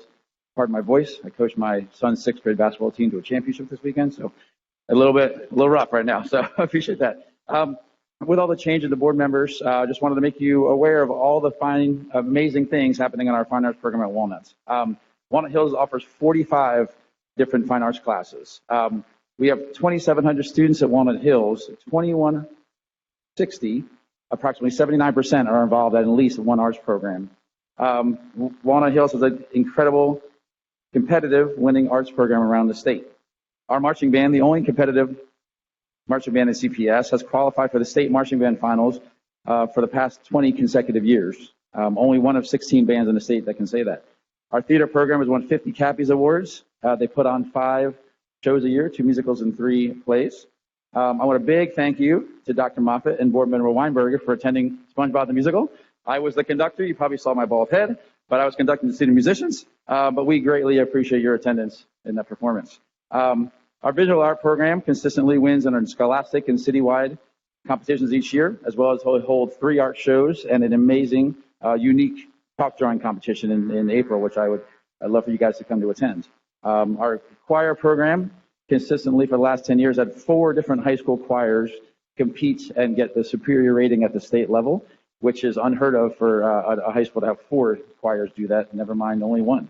Our steel drum band has performed at 2 state conferences and 3 national conferences since its inception 20 years ago. Our jazz band as well performed at the 2020 state convention and has performed with the Cincinnati Contemporary Jazz Orchestra as well as the essentially Ellington Jazz Festival. Orchestra has about 10 to... That's a minute. Thank you very much for your time, guys. We appreciate you being here. Look here. forward to seeing you. Thank you, Edward. Next up, we have Maria. Hello, thank you for having me here. My name is Maria Pavlu. I'm here as a parent of a Walnut Hills student. I've got a 9th grade daughter. And I'm here to support our teachers, our music teachers. It has come to my attention from talking to other parents that our music teachers and other theater visual arts teachers, their contracts have had a glitch, it seems. I don't understand all the details, but teachers that work, my understanding is outside school hours, putting in extra time, are compensated somehow through their contract. And this year, that hasn't happened as is their contract. So I'll leave the details to you. I'm here to show you that we love our teachers and they spend so much time with our kids. Glimpse of our lives. My daughter is in 9th grade. She's been in band since 7th grade. She did marching band this year. Our year started August 2nd. Monday, August 2nd, 8:30 a.m. She was at school, and I picked her up at 8:30 p.m. That whole week, that first week of August, was pre-camp. They were there 8:30 to 9 p.m. the first 2 days, 9 to 6 p.m. the rest of the week. Second week of August, it was 9 a.m. to 9 p.m. marching band, the whole day. I did not see my daughter for 12 hours a day. School starts, and they are there from all through school, staying after school until 6 p.m. every night, except one afternoon a week. Friday nights, home football games. They're there until 10 p.m. They don't leave school. They start practicing, and they stay in March for the football game. When football games are away, they still meet at Walnut and do marching under the lights. I'm sorry. I just need to say a couple of one other You can thing. wrap up with one sentence. We appreciate it. Mr. LeBourne was at my daughter's competition at solo and ensemble. They inspire students. He was there to support her and listen to her. And I want to, it's not just the time they put in, they inspire these kids. My daughter wants to be a leader. She has a family outside the family. And you should see how these kids treat each other. They want to excel. And it's Thank you because so of these much. teachers. We truly appreciate it. Thank you. We have next up Christy, and I'm going to read the next several names so they can be ready. We have a Kelly Leonza, a George Simon, and Yvonne Morales. And then our last one is Jennifer De Benedetto, if I said that correctly. Hello, my name is Christy Berticchio. I learned this past week the unfair treatment that the theater and the music department have received at Walnut Hills, and I felt compelled to come and speak. I've never spoke here before. These programs are essential to Walnut Hills. I'm very proud that my daughter has benefited so greatly from them. Most recently, she was part of the SpongeBob musical, and when I walked out, I said everything about that was just amazing, like the singing, the acting, the costumes, the orchestra, the set. And I said I felt like she was a part of the best sports team, like the sports team that's born to state. I mean, they were just amazing. The difference, however, is the contributions from the theater and the music teachers are not valued in the same way that the sports are, or at least that's the message that the board is sending if it refuses to make the scheduled e-payments that are owed. The theater and music teachers put in countless hours, just like the sports coaches do, in mentoring the kids and preparing them for the big event. I calculated out for the SpongeBob musical the after-school hours that they put in, and this is one of 5 that they put on each year, was 176 hours that these 4 teachers have put in after school on the weekends. And this isn't just a sports team of 20 people. This is over 110 kids that are benefit from this, and then the school community and the camaraderie. I don't know what the scheduled e-payments are supposed to be, but whatever they are, I'm sure they're not enough for all the work and excellence that these teachers give. Please approve the scheduled e-payments so that these wonderful teachers can be paid what they should. Thank you. Thank you very much. Next up, I think we have Kelly. Is that right? Yes. All right. My name is Kelly. I've had 4 children at Walnut Hills over the last 12 years. We love the school, and it does great things with the children of Cincinnati. I am here today to bring to your attention the disagreement in the Schedule E stipend for after-school work. I understand the teachers were told to accept the lower rate of pay or nothing. It is my hope that you will agree to pay the negotiated increased stipend to the fine arts teachers. Let me tell you something about those teachers. They are a talented bunch. The time and effort they put into our kids happens during school and classes, and also after school and extracurricular activities. Mr. Sherman and Ms. Raymond Gellers spend many hours after school making incredible theater. There is often cross-curricular collaboration on musical productions with the music department's vocal students and instrumentalists, as well as content continuity with the English department. The teachers stay after school almost every day, and for weeks before production, they will be there until 8:30 p.m. Through theater, students learn communication skills, appreciation of dramatic literature, and how to address social issues. The experience of acting and exposure to stagecraft and costume skills, as well as the mentoring and interaction across age peer groups, is beneficial to our kids' development. These things take a lot of extra time from our teacher and are worth more than we can pay them. The Walnut Hills Theater Program just finished up the production of SpongeBob, the musical. We had 111 students participate, over 1,200 guests, and over 50 parent volunteers for this production alone. The theater program reaches students who may not participate in sports programs as numbers are kept low on these teams. The financial, artistic, and educational success of theater is the main reason to fairly compensate these teachers for work done. Other reasons include, why is increased stipend not in budget when $5 million for the bubble is, with $300 million in COVID relief, money given to CPS? Why is extracurricular stipend funding not in the budget? With Thank you so much. Receiving more extracurricular stipends for much less. We really do appreciate it. Between Walnut Hills and the school. We're going to say thank you. I really appreciate I know it. this board does a lot of work in the decisions it makes for 35. Thank you. We appreciate it. We're going to bring up George.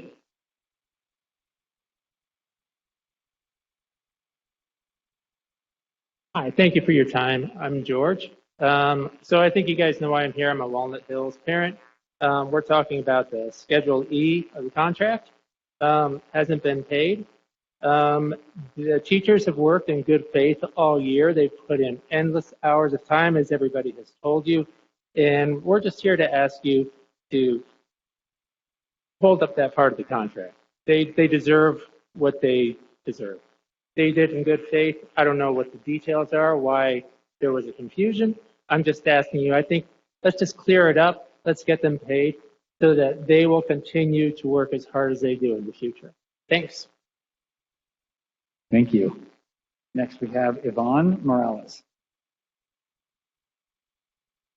Good evening. Thank you. I'm Yvonne, and I'm the mother of a Walnut Hills violin player.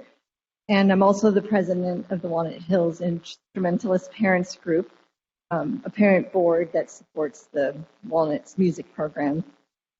I sent an email about this last week to the board, and I will keep this brief because everybody has said basically what I want to say is that we are here to support having the corrected contracts given to the Fine Arts Department at Walnut Hills and having them compensated for their time beyond their school day per their contracts.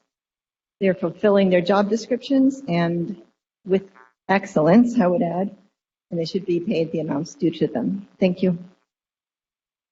Thank you, Yvonne. I think our last in-person is Jennifer DiBenedetto.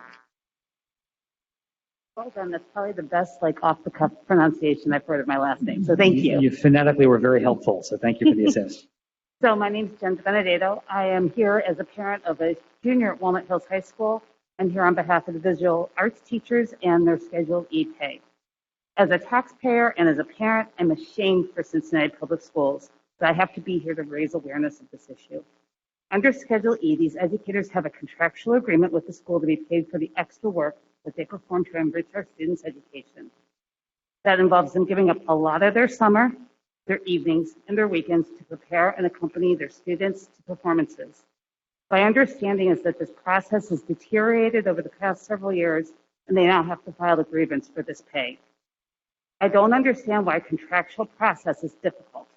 How can educators who teach the same subject year in and year out not receive correct contracts that did not correctly identify the subjects that they teach? In this day of managing data and managing into documents, how is this even possible? You heard Mr. LeBourne's list of accomplishments of the arts at Walnut Hills. They enjoy 80% participation, and their programs rival any in the area, including at this district's performing arts high school. Pay and treat these educators like the professionals they are for their outstanding and extra work. It is incomprehensible to me that it takes parental involvement to make sure that our educators are getting paid. Thank you. Thank you very much. We're going to transition here in a moment to our folks who might be in hearing of the public online. I think just as we get used to having folks back in person, we have a nice thing on here about whether folks would like a written response, several of whom did check yes. I'll make sure the administration gets a copy of those so that we can follow up with everybody who requested them. Mr. Hoying? Yes, we have 4 speakers online. Brad Smith is our first speaker, followed by Liz Foreman, followed by Sharon Silver. Go ahead, Mr. Smith. Good evening, members of the Board of Education. My name is Brad Smith, and I'm speaking as a resident of the school district, as a teacher in the school district, and as a field representative for the Cincinnati Federation of Teachers. I'm speaking tonight about my concern about the lack of removal of snow and ice from multiple schools the week of February the 7th. There seemed to be a very lack of concern from senior management about the health and safety of students and CPS employees, and that is extremely disappointing to me. When senior management was made aware of multiple problems of snow and ice at multiple schools, we were told that those issues have been taken care of. That happened not to be true.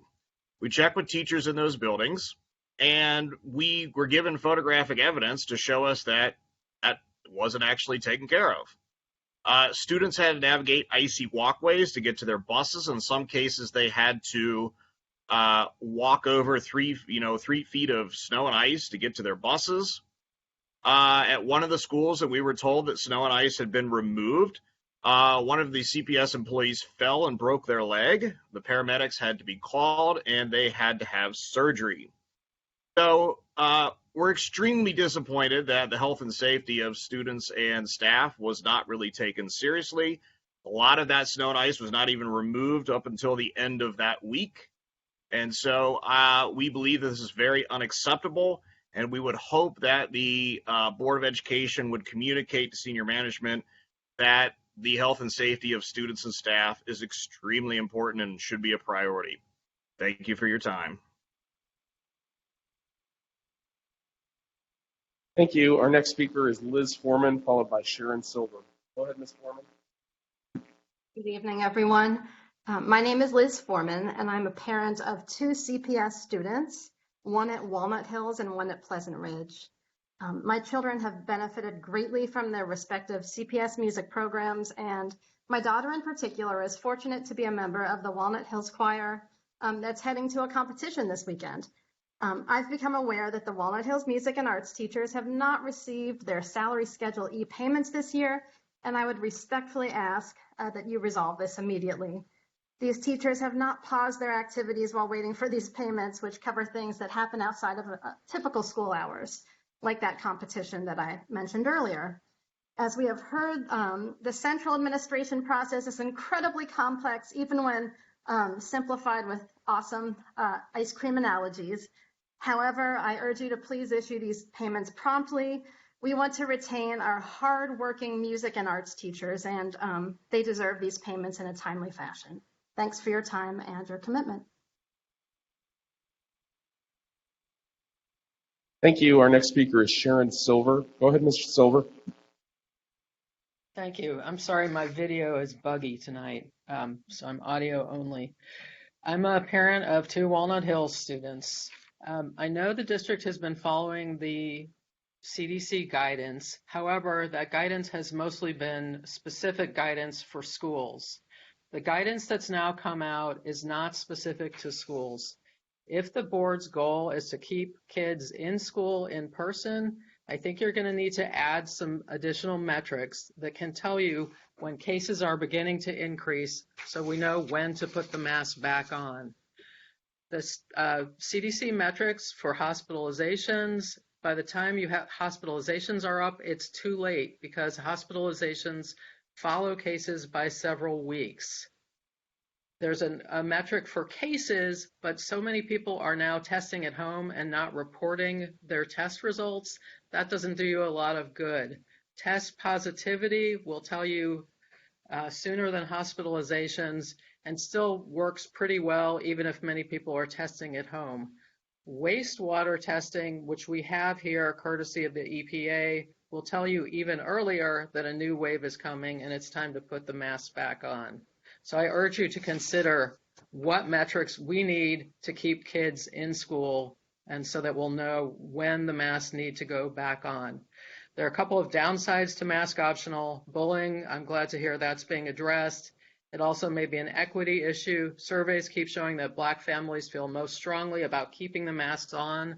And finally, one-way masking is not as effective as having everyone masked, especially if we start moving into another surge. The more infected people who are unmasked, the more virus you have in the air, and the less likely the mask that you're wearing will protect you adequately. And then one more thing, more long-term effects of COVID are showing up all the time, even following very mild cases and even people who are boosted. These include blood clots. Thank you very much. Thank you. Very much. Thank you. Our next speaker is Iris Rowley, followed by CFT President Julie Sellers. Go ahead, Ms. Rowley. Thank you so very much. Can you guys hear me? We can. If you have a camera, I think it's coming on. There we go. There we are. Thank you so very much. I just quickly wanted to get on here. One, I know that there was a unanimous vote to accept the resolution, but I'm asking the board, if you are standing on your vote, if you could tell us which way you did vote and for what candidate. Communities would like to know. And then I would also like to say to Ms. Amat, I am a Cincinnati native and an extreme fighter for reciprocity for my tax dollar and for those who look like me, for their representation of their tax dollar, whether it's in education, public housing, policing, healthcare, and the like. And I just want to say thank you for your steadfastness and for your grace and your leadership as you stepped into this role. And you're not from Cincinnati, but you came here as a teacher and you stayed here. I appreciate your continued outreach with the community, coming on Woke Wednesdays, not just as you were appointed to interim, but before that when you were deputy superintendent. To me, that gives me the type of person that I want to see leading our administration and our school system. I do apologize that you did not get this appointment as you had set your career to do. And I hope that you just do not allow this to jade your caring, your giving, as you continue to move forward in your education. Thank you so very much. And I wanted to say that from Iris Rowley and her family and all the folks that you have graced your presence with Woke Wednesdays, talking about education and the like. Thank you, Ben Lundy, for getting me in here. I'm sorry I didn't see that, but I've been patiently waiting. I've done 2 other Zoom meetings while you all have had this heavier board meeting. This is a long night, but I wanted to get that out to Ms. Amat and ask you all, how did you vote privately outside of this unanimous decision to accept the resolution? Thank you. Thank you. Our last speaker is CFT President Julie Sellers. Go ahead, Ms. Sellers. Thank you. I would like to start out by saying I want to thank the parents who came on to speak about the Walnut Hills teachers who have not been getting the correct Schedule E. The district has refused to pay them the negotiated rates for Schedule E, and we've had 2 grievances, which one at a level 2, which we have not been able to get any response. We've offered to meet with the district about this, and we were refused that meeting. I don't understand why, when it's a negotiated rate, why this is happening, but it is really disappointing that as the CFT representatives, sometimes we feel like we are the district's bill collectors for teachers, so that teachers can get their correct pay. But what I really want to make you aware of, and I have talked to a couple of the board members about this, I want to make you aware that this year's budget and staffing formulas, this year the formulas were maxed out to overload the numbers of classrooms.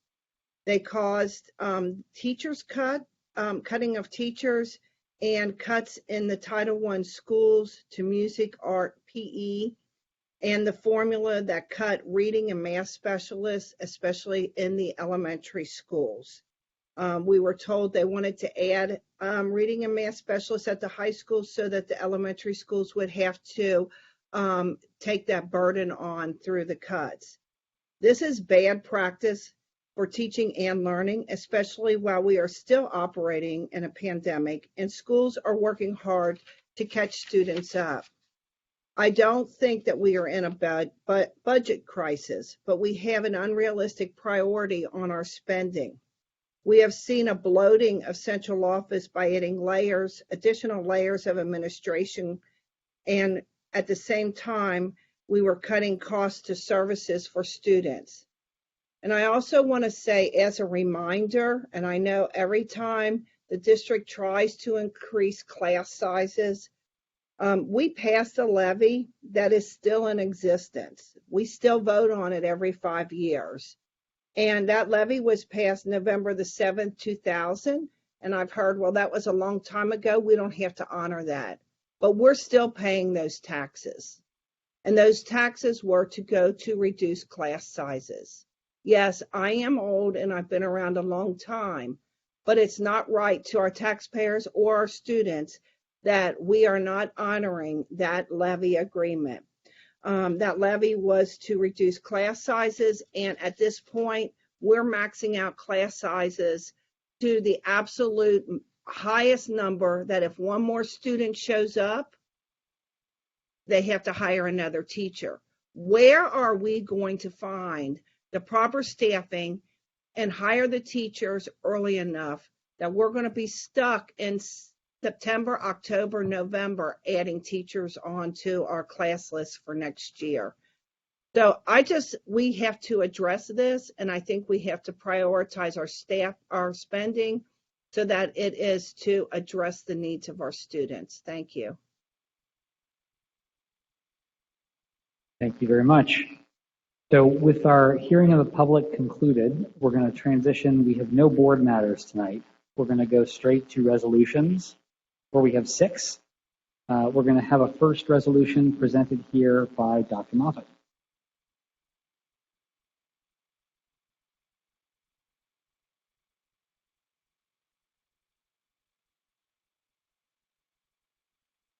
I think this is, if I did this right, this is resolution approving students eligible for subsidy. Mm-hmm. I submit a resolution approving students eligible for subsidy reimbursement in lieu of transportation for the 2021-2022 school year. Is there a motion? Or should we have a motion? A second?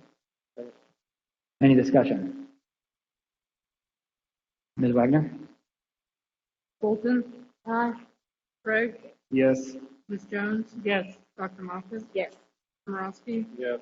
Mrs. Weinberg? Yes. President Lindy? Yes. Second motion from Ms. Bolden. Resolution. Yes, I have a resolution regarding fiscal year 2022-2023 amended appropriation resolution. I submit as it is before you and hope to approve it. Give a second. Any discussion? Ms. Wagner? Ms. Bolton? Aye. Mr. Craig? Yes. Ms. Jones? Yes. Dr. Moffitt? Yes. Mr. Morosky? Yes. Mrs. Weinberg? Yes. President Lindy? Yes. Item 3 from Mr. Morosky.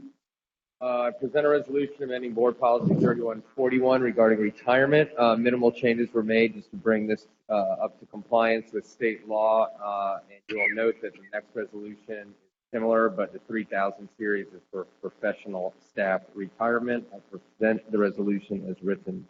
Do we have a second? Ms. Wagner? Ms. Bolton? Aye. Mr. Craig? Yes.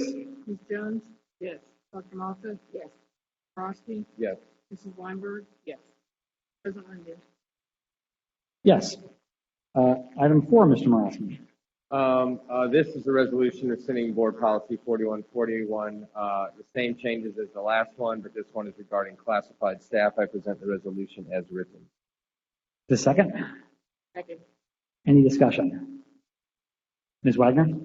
Ms. Bolton? Aye. Mr. Craig? Yes. Ms. Jones? Yes. Dr. Moffitt? Yes. Mr. Morosky? Yes. Mrs. Weinberg? Yes. President Lindy?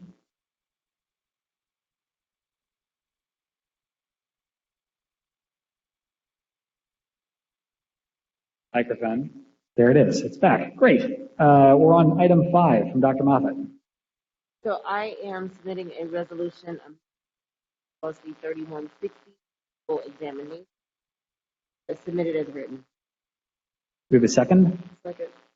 Any discussion? Ms. Wagner? Bolton? Aye. Mr. Craig?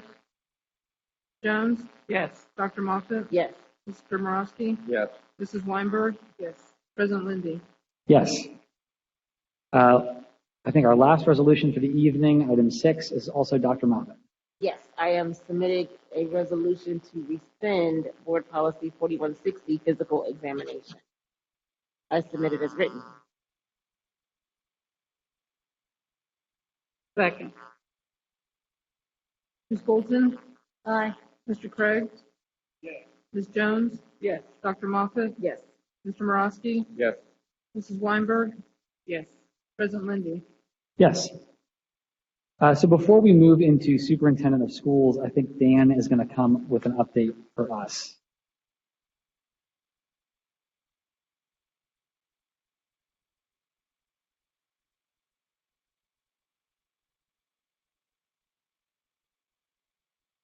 Good evening. This evening we'll be asking for your vote on whether to approve or reject the fact finder opinion in the fact finding that we had with building engineers. That's IUOE Local 20. You've all received copies of the report along with the administration's recommendation for the report. I'm glad to answer any questions or to move forward with a vote to approve or reject the report. Am I right in understanding, Mr. Hoying, that your recommendation is that we reject? Reject. And a reminder as well that this vote requires a supermajority to reject. A vote of 5 members of the board would be required to reject the report. Otherwise, it's deemed approved. Do board members have any questions they want to ask before we respond to Mr. Hoying's request for a vote? Ms. Bolden? How did the bargaining unit representatives vote? Or They've not officially reported, but we've heard that the bargaining unit rejected.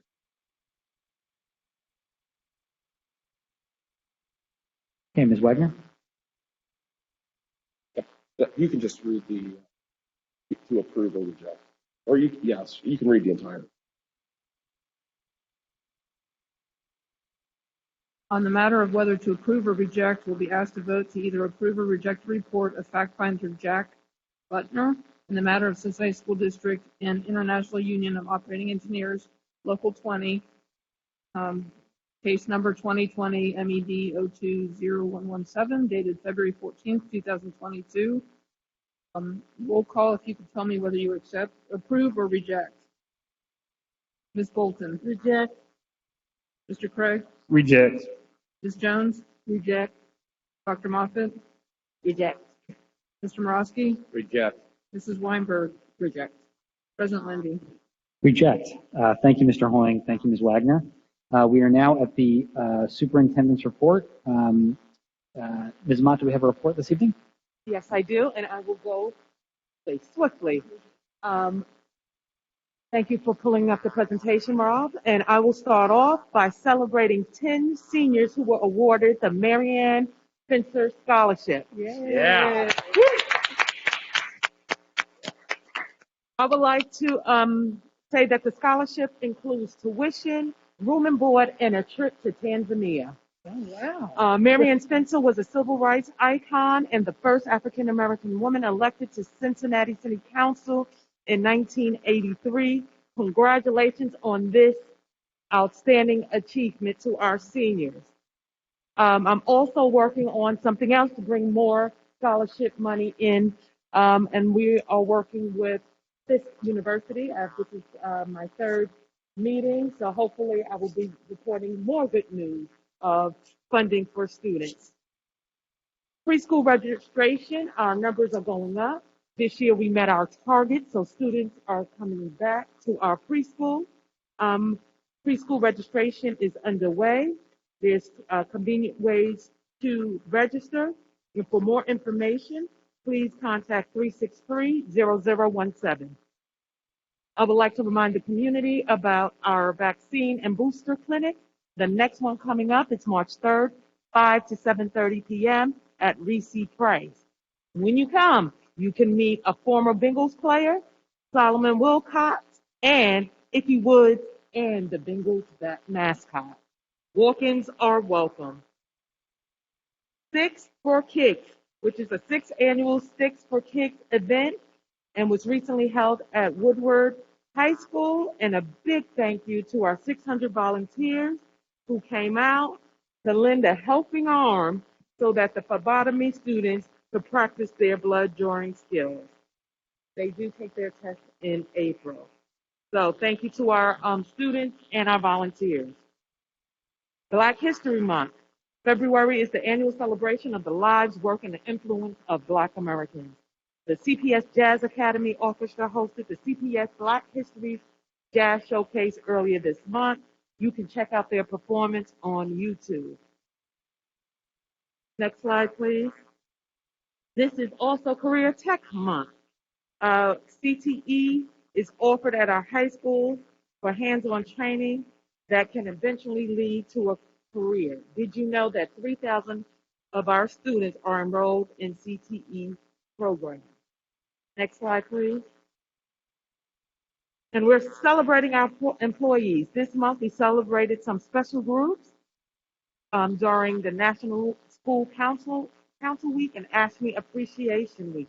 We cannot do this work without you, and we salute you. Thank you. And lastly, I want to share some important dates coming up. March 7th, no school for students for Professional Development Day. CPS Lottery, last day to register is March 11th, and course exams will be held March 21st through 25th. This concludes my report, and I submit my written report for your approval. Thank you.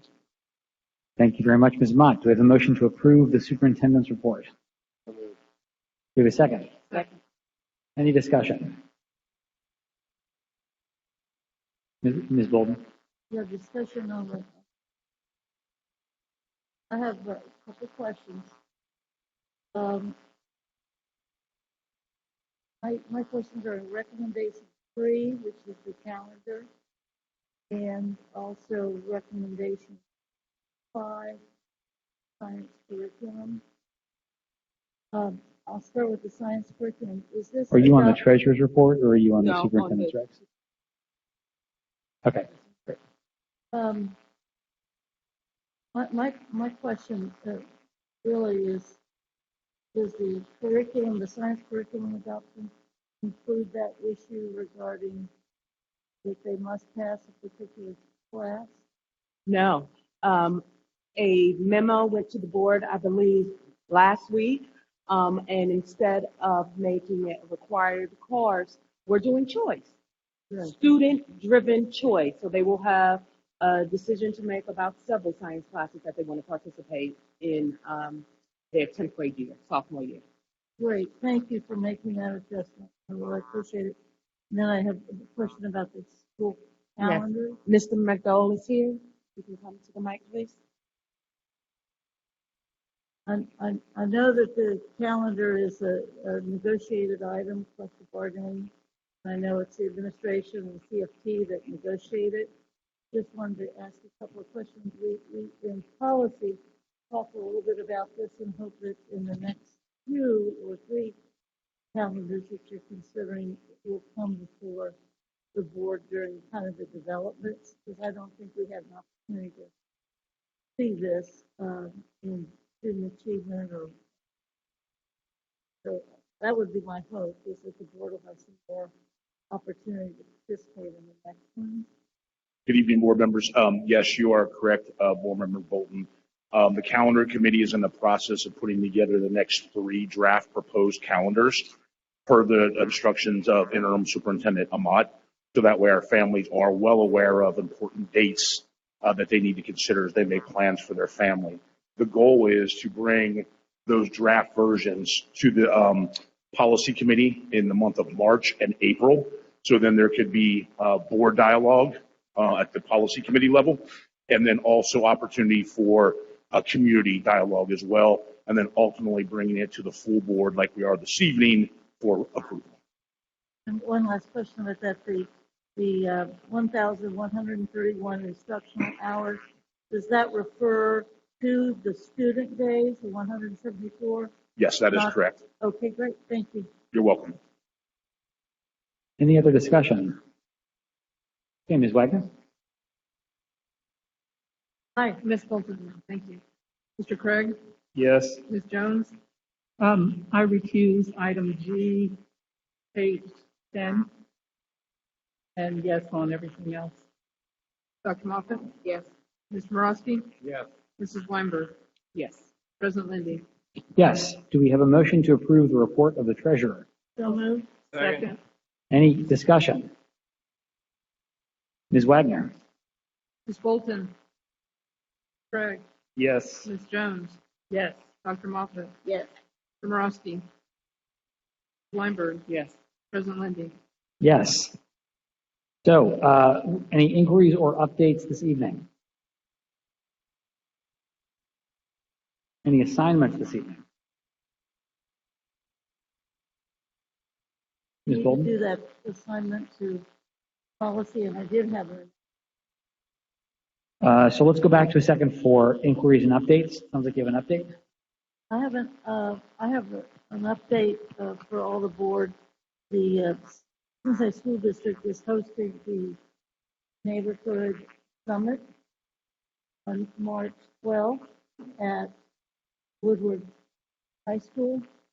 And it starts at 8 and it goes till about 4.